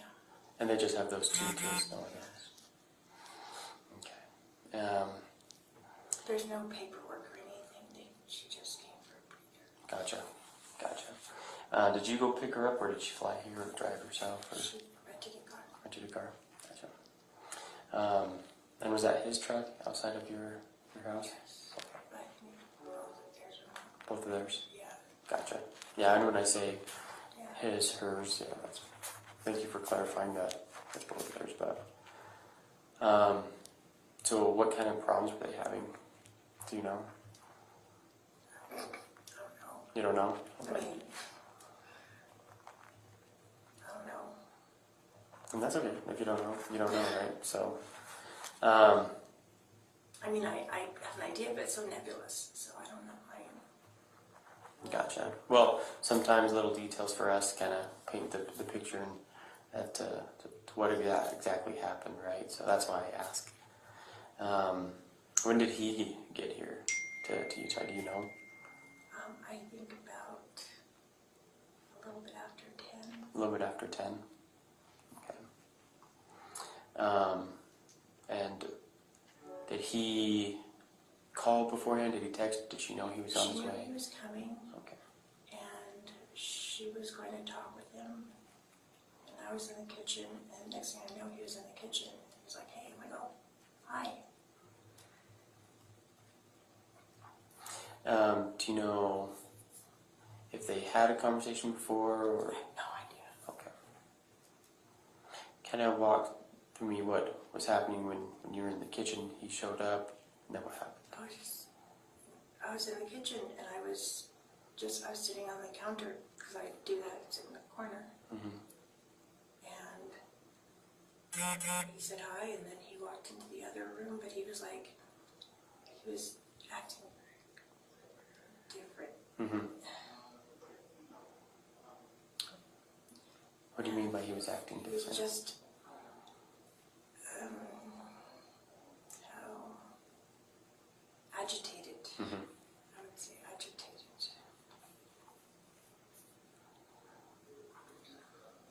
What happened after that, after he walked away? He walked away. Mm-hmm.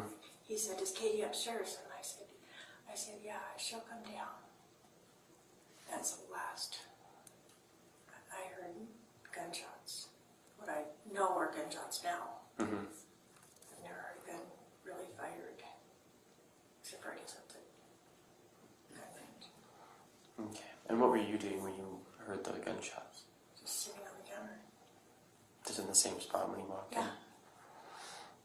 Okay. Well, what did you do after you heard the gunshots?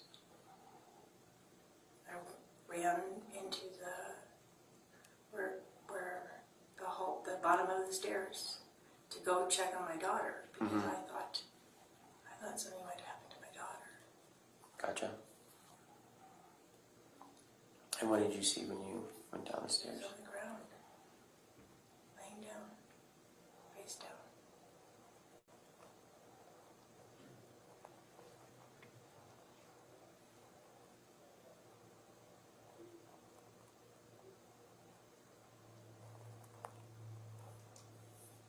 And then what happened? I called 911. Mm-hmm.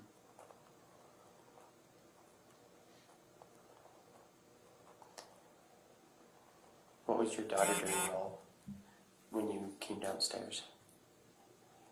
When I came down, what? Yeah, when you came I down the went stairs. upstairs. Oh, sorry, my apologies. I misunderstood. Do you know who this is? This is the family attorney. Oh, gotcha. Hey, I'm talk here to for you. Kevin. Talk to Kevin. Okay. Kevin. So, could you take him to Kevin, please? Yep. There you go. Is that the guy that you were talking about? Yeah. Oh, perfect. There you go. He's here. Do you want him present? No. Okay, perfect. Sorry, I thought you I had was said that you in the went kitchen on the main downstairs. floor. Gotcha. So you went upstairs to see her when you heard the gunshots. My apologies. I misunderstood you No, there. everything happened on the main floor. Mm-hmm. I was in the kitchen, in the hallway, and then I went upstairs, and I just said, "Stay here, don't come downstairs." If I were, don't come downstairs. And that was to? My daughter Katie, Okay. because I didn't want her to see. Okay. I'm going to just, because obviously I was confused somewhere, so I'm just going to back up a little bit. Kind of run me through you sitting on the counter in your kitchen, hearing the gunshots, and then what happened after that. I went and looked in the hallway. Mm-hmm. Or I went to the bottom of the stairs, and that's the hallway. Mm-hmm. And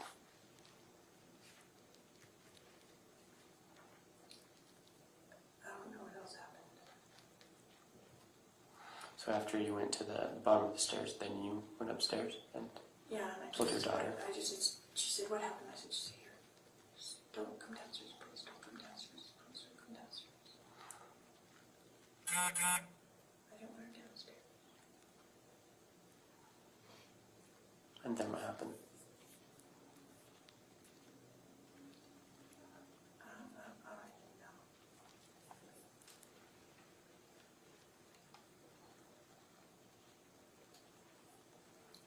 I don't even know.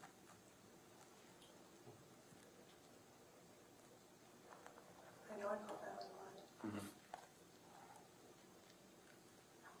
And they asked if I do CPR, and I was just looking at him on the ground.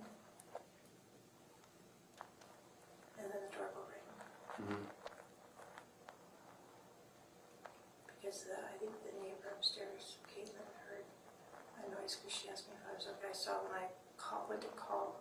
She said, "Is everything okay?"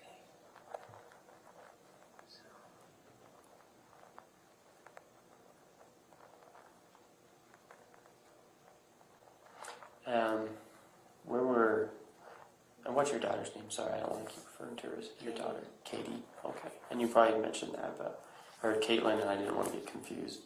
Where were Caitlin's kids at when this happened? Sleeping. Okay. And that's on the upstairs level? Okay. Where was Kevin at when this was going on? I have no idea.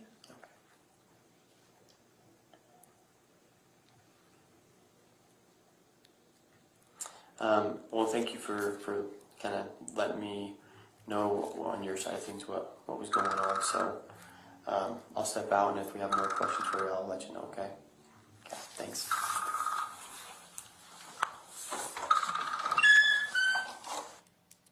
Did you end up having more questions for her? Yes, I did. And so did you go back in? Yes, I did. Permission to publish States 91. Any objection? No, thank you. Just play the first 3 minutes and 49 seconds, please.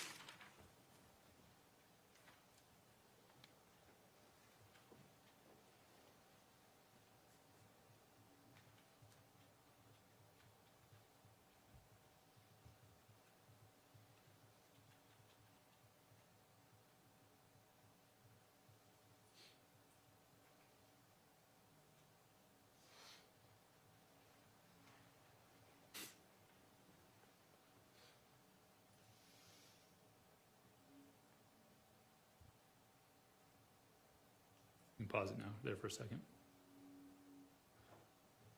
What time is it now? 1:44. On the 13th. Correct. You remember what time you ended your interview on the previous body cam? I did not. Now she has the attorney with her, is that correct? That's correct. All right, you going to play that?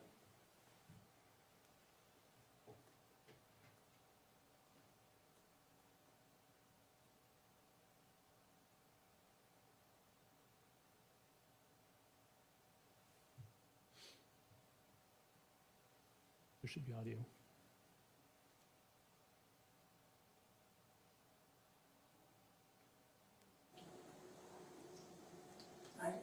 Just back that up 10 seconds.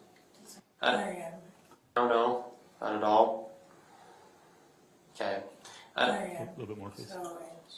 I just wanted to kind of give you some time to think. I know you were saying a lot of I don't knows and stuff like that, but is anything else kind of come to your mind right now? No, not at all. Okay. I am so in shock. Like did his parents know? Did someone call his parents? I assume someone has at this point. I've only been here with you, to be honest, so all that information I don't even know myself. The only information I know is kind of what you've told me, and then that's about it. So. Or is Katie here too? I believe she is, and with her kids came with her, yeah, so they're not alone by themselves. Where's Rory? Rory went to Rachel's house. In Ogden? Uh-huh. Okay. I don't even know. Is that another one of the kids? Rory's my daughter, Rachel's my other daughter. Gotcha. Okay. So just to be like candid, I kind of feel like you do know a little bit more than you're letting on. Nope. Okay. It was, he appeared, and I was in the kitchen. And I guess I'm more talking about with kind of stuff with Kevin. With Kevin? Mm-hmm. Nope. Not at all. No idea where he was. No. Okay. Okay. Well, again, honesty it's the best policy. I almost know nothing. Okay. She schools me on being honest. Well, good. We always need someone looking after each other, right? To be honest and forthright, right? So, and again, that's just kind of the vibe that I'm getting. So. And I've told her that the most important thing is to be honest and truthful, and we can decline to answer if we want to, and she will do that, but she's not, so far as I know, withholding anything. Gotcha. Okay. Well, I just wanted to come in here and see if you did remember anything, because again, like I said, I know you were saying like a lot of I don't knows, and so I just wanted to see if you remembered anything else and talk you with a little bit, but nothing comes to mind at all. I interacted with Matt for like maybe 3 seconds. Mm-hmm. And I didn't see Kevin, and Matt went around the corner, and by the time I got, I don't even know, I didn't see anything, all I heard was noise. What were the noises that you were hearing? The shots. That was the only Yeah. noises? There was no conversation, no confrontation at all? Not that I heard. Okay. Gotcha. Have you been to the house? Do you know the layout? I haven't, so I got to the house, but I never went in. The most I did was walk up to Tracey and say, hey, they want me to take you to the police department. That was about it. Okay. So literally bare minimum as far as information from you goes. So, okay. All right. Well, that's all that I wanted to ask. So if you want to go back, no, that's fine. Kevin, hang out or Kevin, he's just exhausted. I'll leave him alone for a minute and let him close his eyes, and I'll walk back down there in a few minutes and just visit with Tracey. Not a problem. Thanks. We're not recording, are we? We were just because I was in the. Did you do anything else that evening? No, I did not. Well, yes, I did, sorry. No more interviews though, right? What's that? No additional interviews? No additional interviews. What additional things did you do? I collected DNA from Tracey, Kevin, and Caitlin. And how did you do that? We have buccal swabs. It's just where we stick a little like Q-tip in their mouth to get DNA that way, and collected fingernails with clippers. Did you take any other steps in this investigation as the days progressed? Yes, I did. What else were you assigned to do? On the 17th, we went back with a warrant, collected a couple more electronics. The day after, on the 18th, we had another warrant to seize a air tag, which we found that was on the truck that was at the house belonging to Caitlin and her husband. And then later in October, I went to. Well, let's go with the 18th for a second before we move on. Did you perform a search of the truck consistent with that warrant? Yes, I did. Did you have your body cam rolling while you performed that search? Yes, I did. State would move to admit State's Exhibit 92. Any objection? There's a short clip from that search. Would you please publish 92? Okay, go ahead. Oh, sorry. No, go ahead. Is your body cam we're watching? Yes, it is.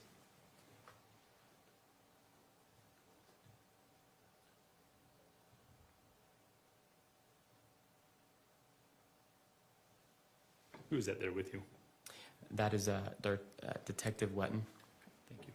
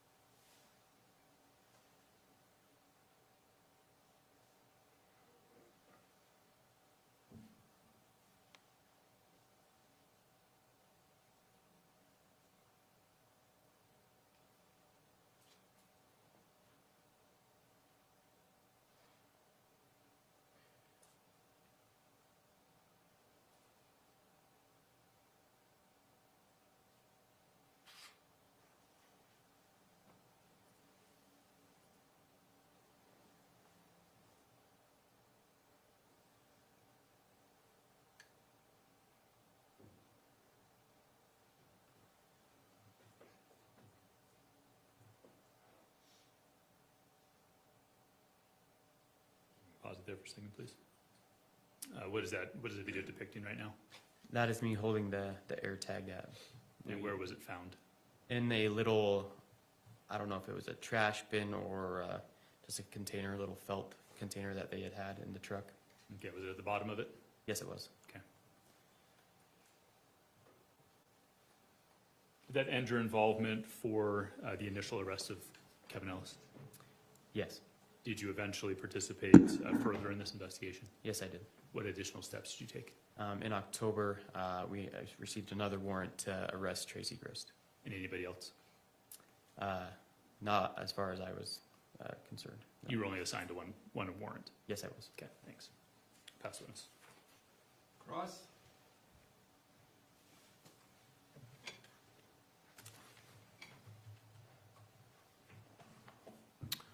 Officer Fraton, the first exhibit we looked at was your body cam interview with Tracey. You recall watching that just a few months ago? Yes, I do. And in that interview, you read Tracey her rights, correct? Yes, I did. And she volunteered to answer questions you had? Yes, she did. And you seemed quite confused about some of her answers, didn't you? I did, yes. And is one of the reasons for that is because you hadn't been to the house and you didn't know, like, locations of anything? That's correct. And did Tracey try and respond to those to educate you on that? Yes, she did. And did she do a good job on that? Yes, I felt I understood her at the end. Yeah. And so she gave you the layout and she gave you what she did. Is that accurate? Yes. And you still had further questions and she was willing to answer those. Is that correct? That's correct. The second interview on your body cam, her attorney was present, right? That's correct. And she offered to speak with her attorney present, didn't she? Yes, she did. And the first thing you said to her virtually was that you felt she was holding things back, right? That's correct. Is that because you didn't understand? No, that was just the feeling that some things were being left out, and I just wanted to see if she would be willing to talk to me further. Like, what were you feeling was left out? Just, again, a lot of her answers just were, I don't know, that she couldn't remember, so I was hoping that the time frame given could help her jog her memory, or just that the feeling I was getting from her was that she was leaving some information out. Like what? Just kind of what I was talking about, like what was happening with Kevin, where he was at, and why. Over there. Yeah. Here. Well, So I'm engaging you in examination? that's right? correct. So, I'm just addressing the jury, so. okay. I'll move over.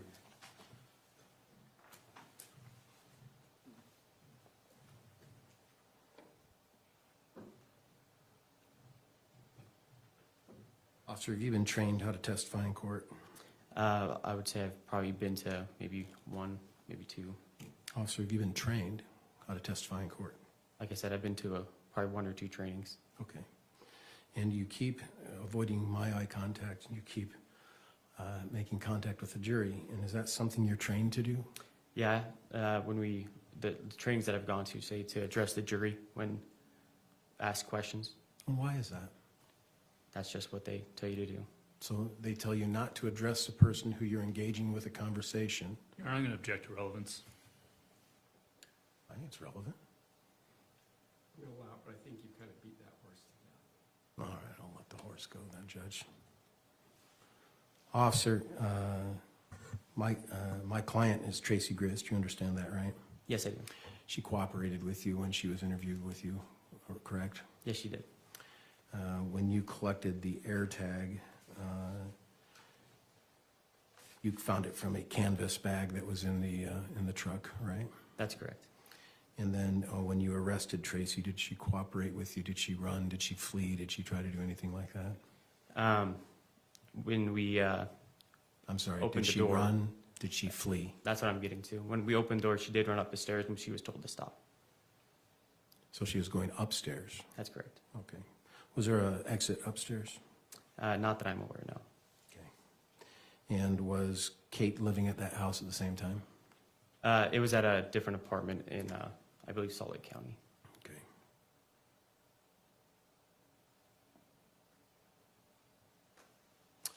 Officer Fraton, did you attend post? Yes, I did. Did you write a report as it relates to your interactions on this case? Yes, I did. And on your first interaction, which was July 13th, early in the morning, did you write a report that day before your shift was over? I would have to look at my report to see when it was written, but I did write a report, yes, on that interaction on the 13th. You write your report short in time in relation to the events? I believe that it was a pretty long night. And again, I'd have to look and see exactly when I wrote my report. Have you been trained about writing your reports short in time in relation to events? I believe so, yes. Meaning not waiting a long time before you write the report? Yes, that's good. What's the reason you're trained to do that? Just probably memory, so that you're not forgetting anything. Have you been trained that if you wait more, then your memory lapses, and so it's better to write a report short in time to the event to ensure better memory? I would say so. Thank you.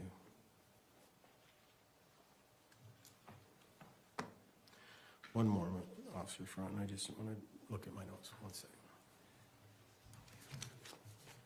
But I always have to look at them with a pen in my hand. I don't know why. No worries.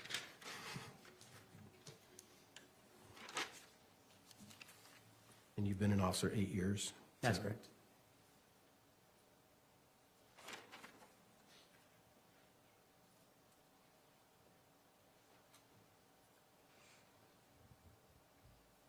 And just to clarify, in Exhibit 91, which is your body cam, she informed you that she didn't hear any confrontation and no conversation between her, between Kevin and the deceased, Matthew Ellis. Is that right? That's correct. I have no further questions. Thank you, Officer. Thank you. Any redirect? One very quick follow-up.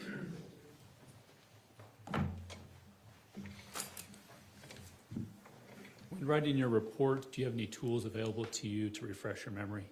Yes, I do. What are those? I have access to my body cam to review what I had discussed and talked with her about. Great, thank you.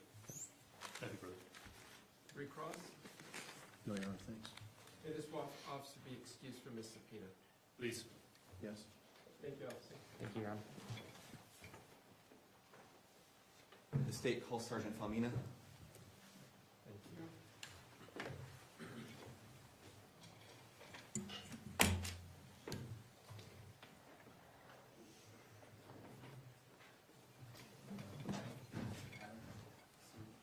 Yeah, sure.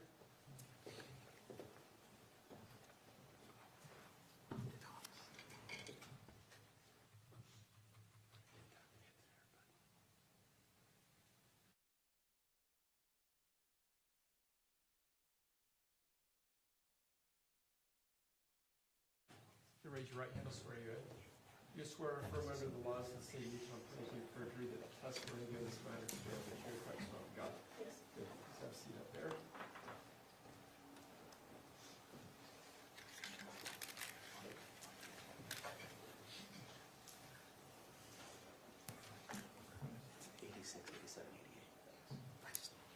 Good afternoon, Sergeant. How are you? Good. Would you please introduce yourself to the jury by telling them your name and where you're employed? Yes, my name is Jen Fomina, and I'm employed with the Utah Department of Public Safety. Would you mind spelling your last name for the record? Yes, of course. It is spelled Faumuna. How long have you been a law enforcement officer? I've been an officer now for 13 years. And what degrees do you hold? I hold a bachelor's degree as well as a master's degree from Weber State University. Okay. And what is your job title? Yeah. My job title is I am a sergeant within our State Bureau of Investigation. And if I call State Bureau of Investigation SBI, are we good with that term? Yes. Okay. What is your role at SBI? What do you do? Yeah, so I supervise a team. We oversee threats, but some of the things I do, I also oversee our evidence response team as well as our 3D scanning team.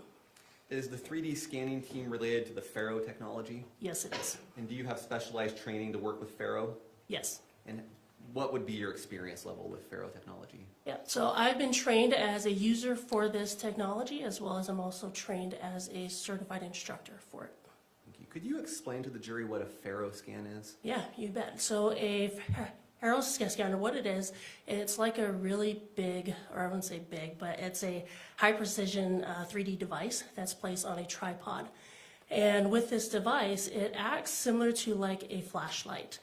So when you have a flashlight, you know, it's gonna illuminate things, but with this scanner instead, what it's doing, it's actually capturing what it can see, but it can only capture whatever it's, what is in their line of sight.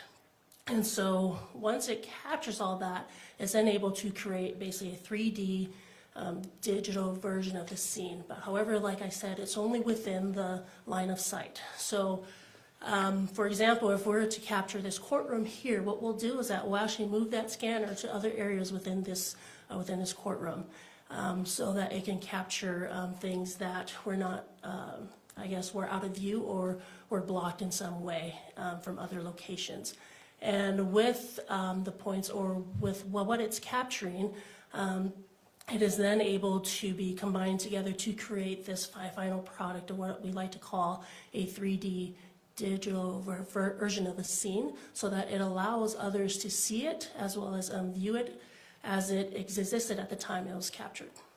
Okay, so to summarize, it's essentially a scanner that uses light to scan a 3D space, creates a data set that you can then use to create a digital replica in 3D of the scene at the time that it was scanned. Yes. Okay. I want to direct your attention to the night of July 12th, possibly the early morning of July 13th.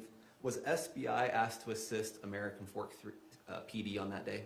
Yes, they were. Specifically, were they asked to assist with performing one of these Faro scans? Yes. Did officers go out and use a Faro scanner to scan the scene? Yes, they did. And was a digital replica created thereafter? Yes. And who created that digital replica? I did.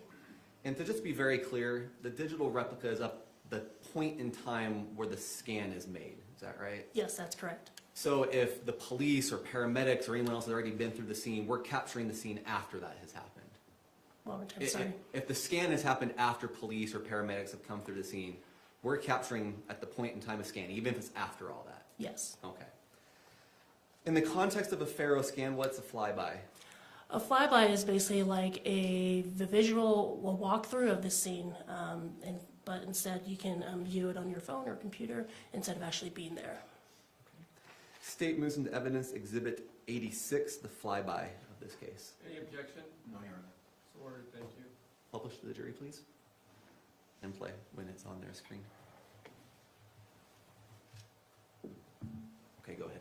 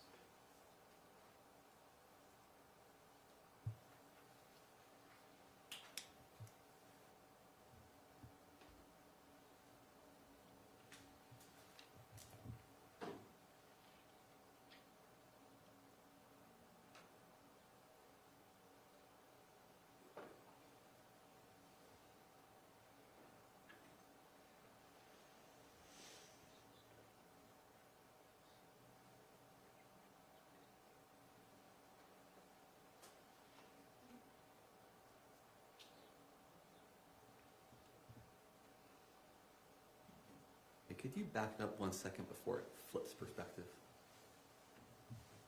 Yeah, right there, it's fine. Sergeant Fomina, we see some yellow triangles with numbers. What are those? Those are digital evidence markers that were superimposed into the 3D version you see here that was superimposed over the physical evidence markers on scene. And is that just to make the evidence markers more visible on the digital replica? Yes. And I see a black box here. What is that? That black box is just, it's covering the decedent. It's essentially a redaction where the body is. Yes. Okay. And lastly, we see some parts on this scan that don't have color, don't have a visual indicator. It basically looks like it's missing. Is that because the Faro scan, as you mentioned, only can scan what it sees? And Yes. that's just a missing part where it didn't capture something? Yes. Okay. We can take that down. In the context of a Faro scan, what's an aerial view? An aerial view is almost like, it's similar to a walkthrough as well. It's just a top view of the scene. Did you create any aerial views in this case? Yes, I did. Did you create an aerial view out in the street area and then an aerial view in the house area? Yes. Your Honor, the state moves into evidence exhibits 87 and 88. Any objection? No, Your Honor. Thank you, so ordered. Please publish 87.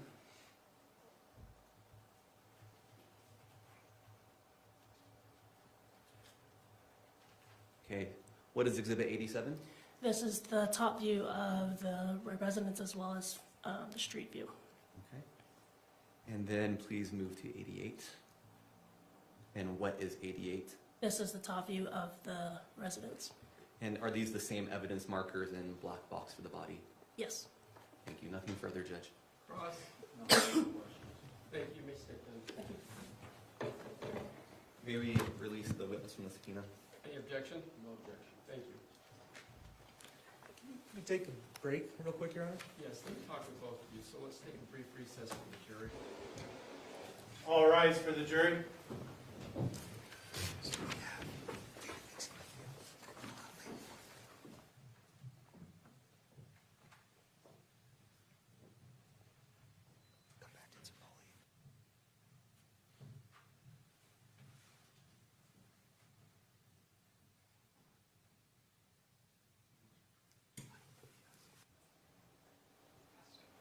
Thank you. Please be seated. Can I see two of you up here? Just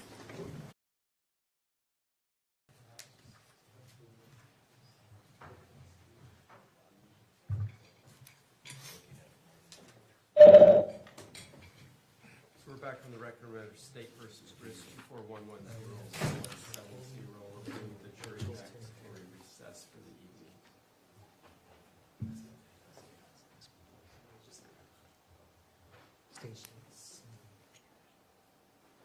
Who would you want this with on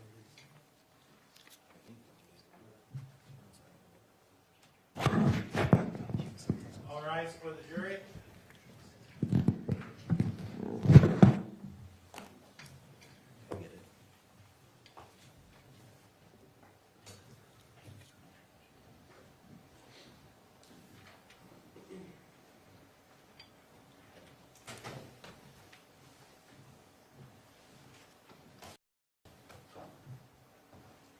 Thank you. Please be seated. Ladies and gentlemen of the jury,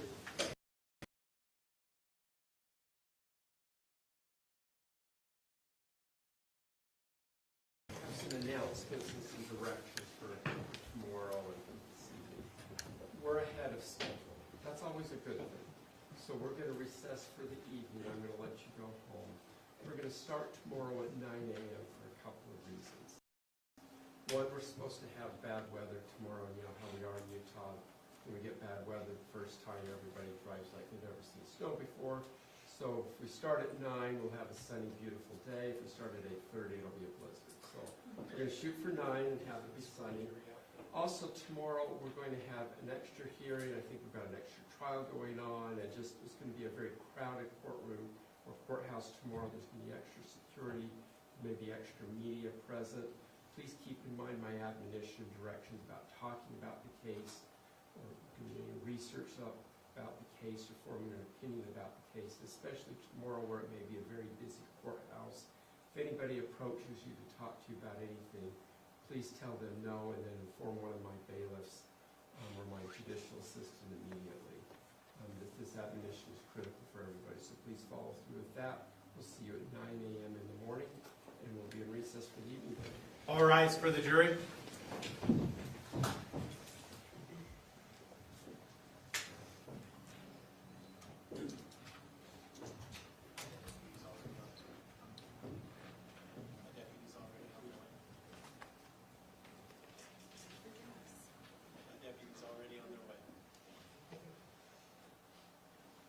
All right, thank you. Please be seated.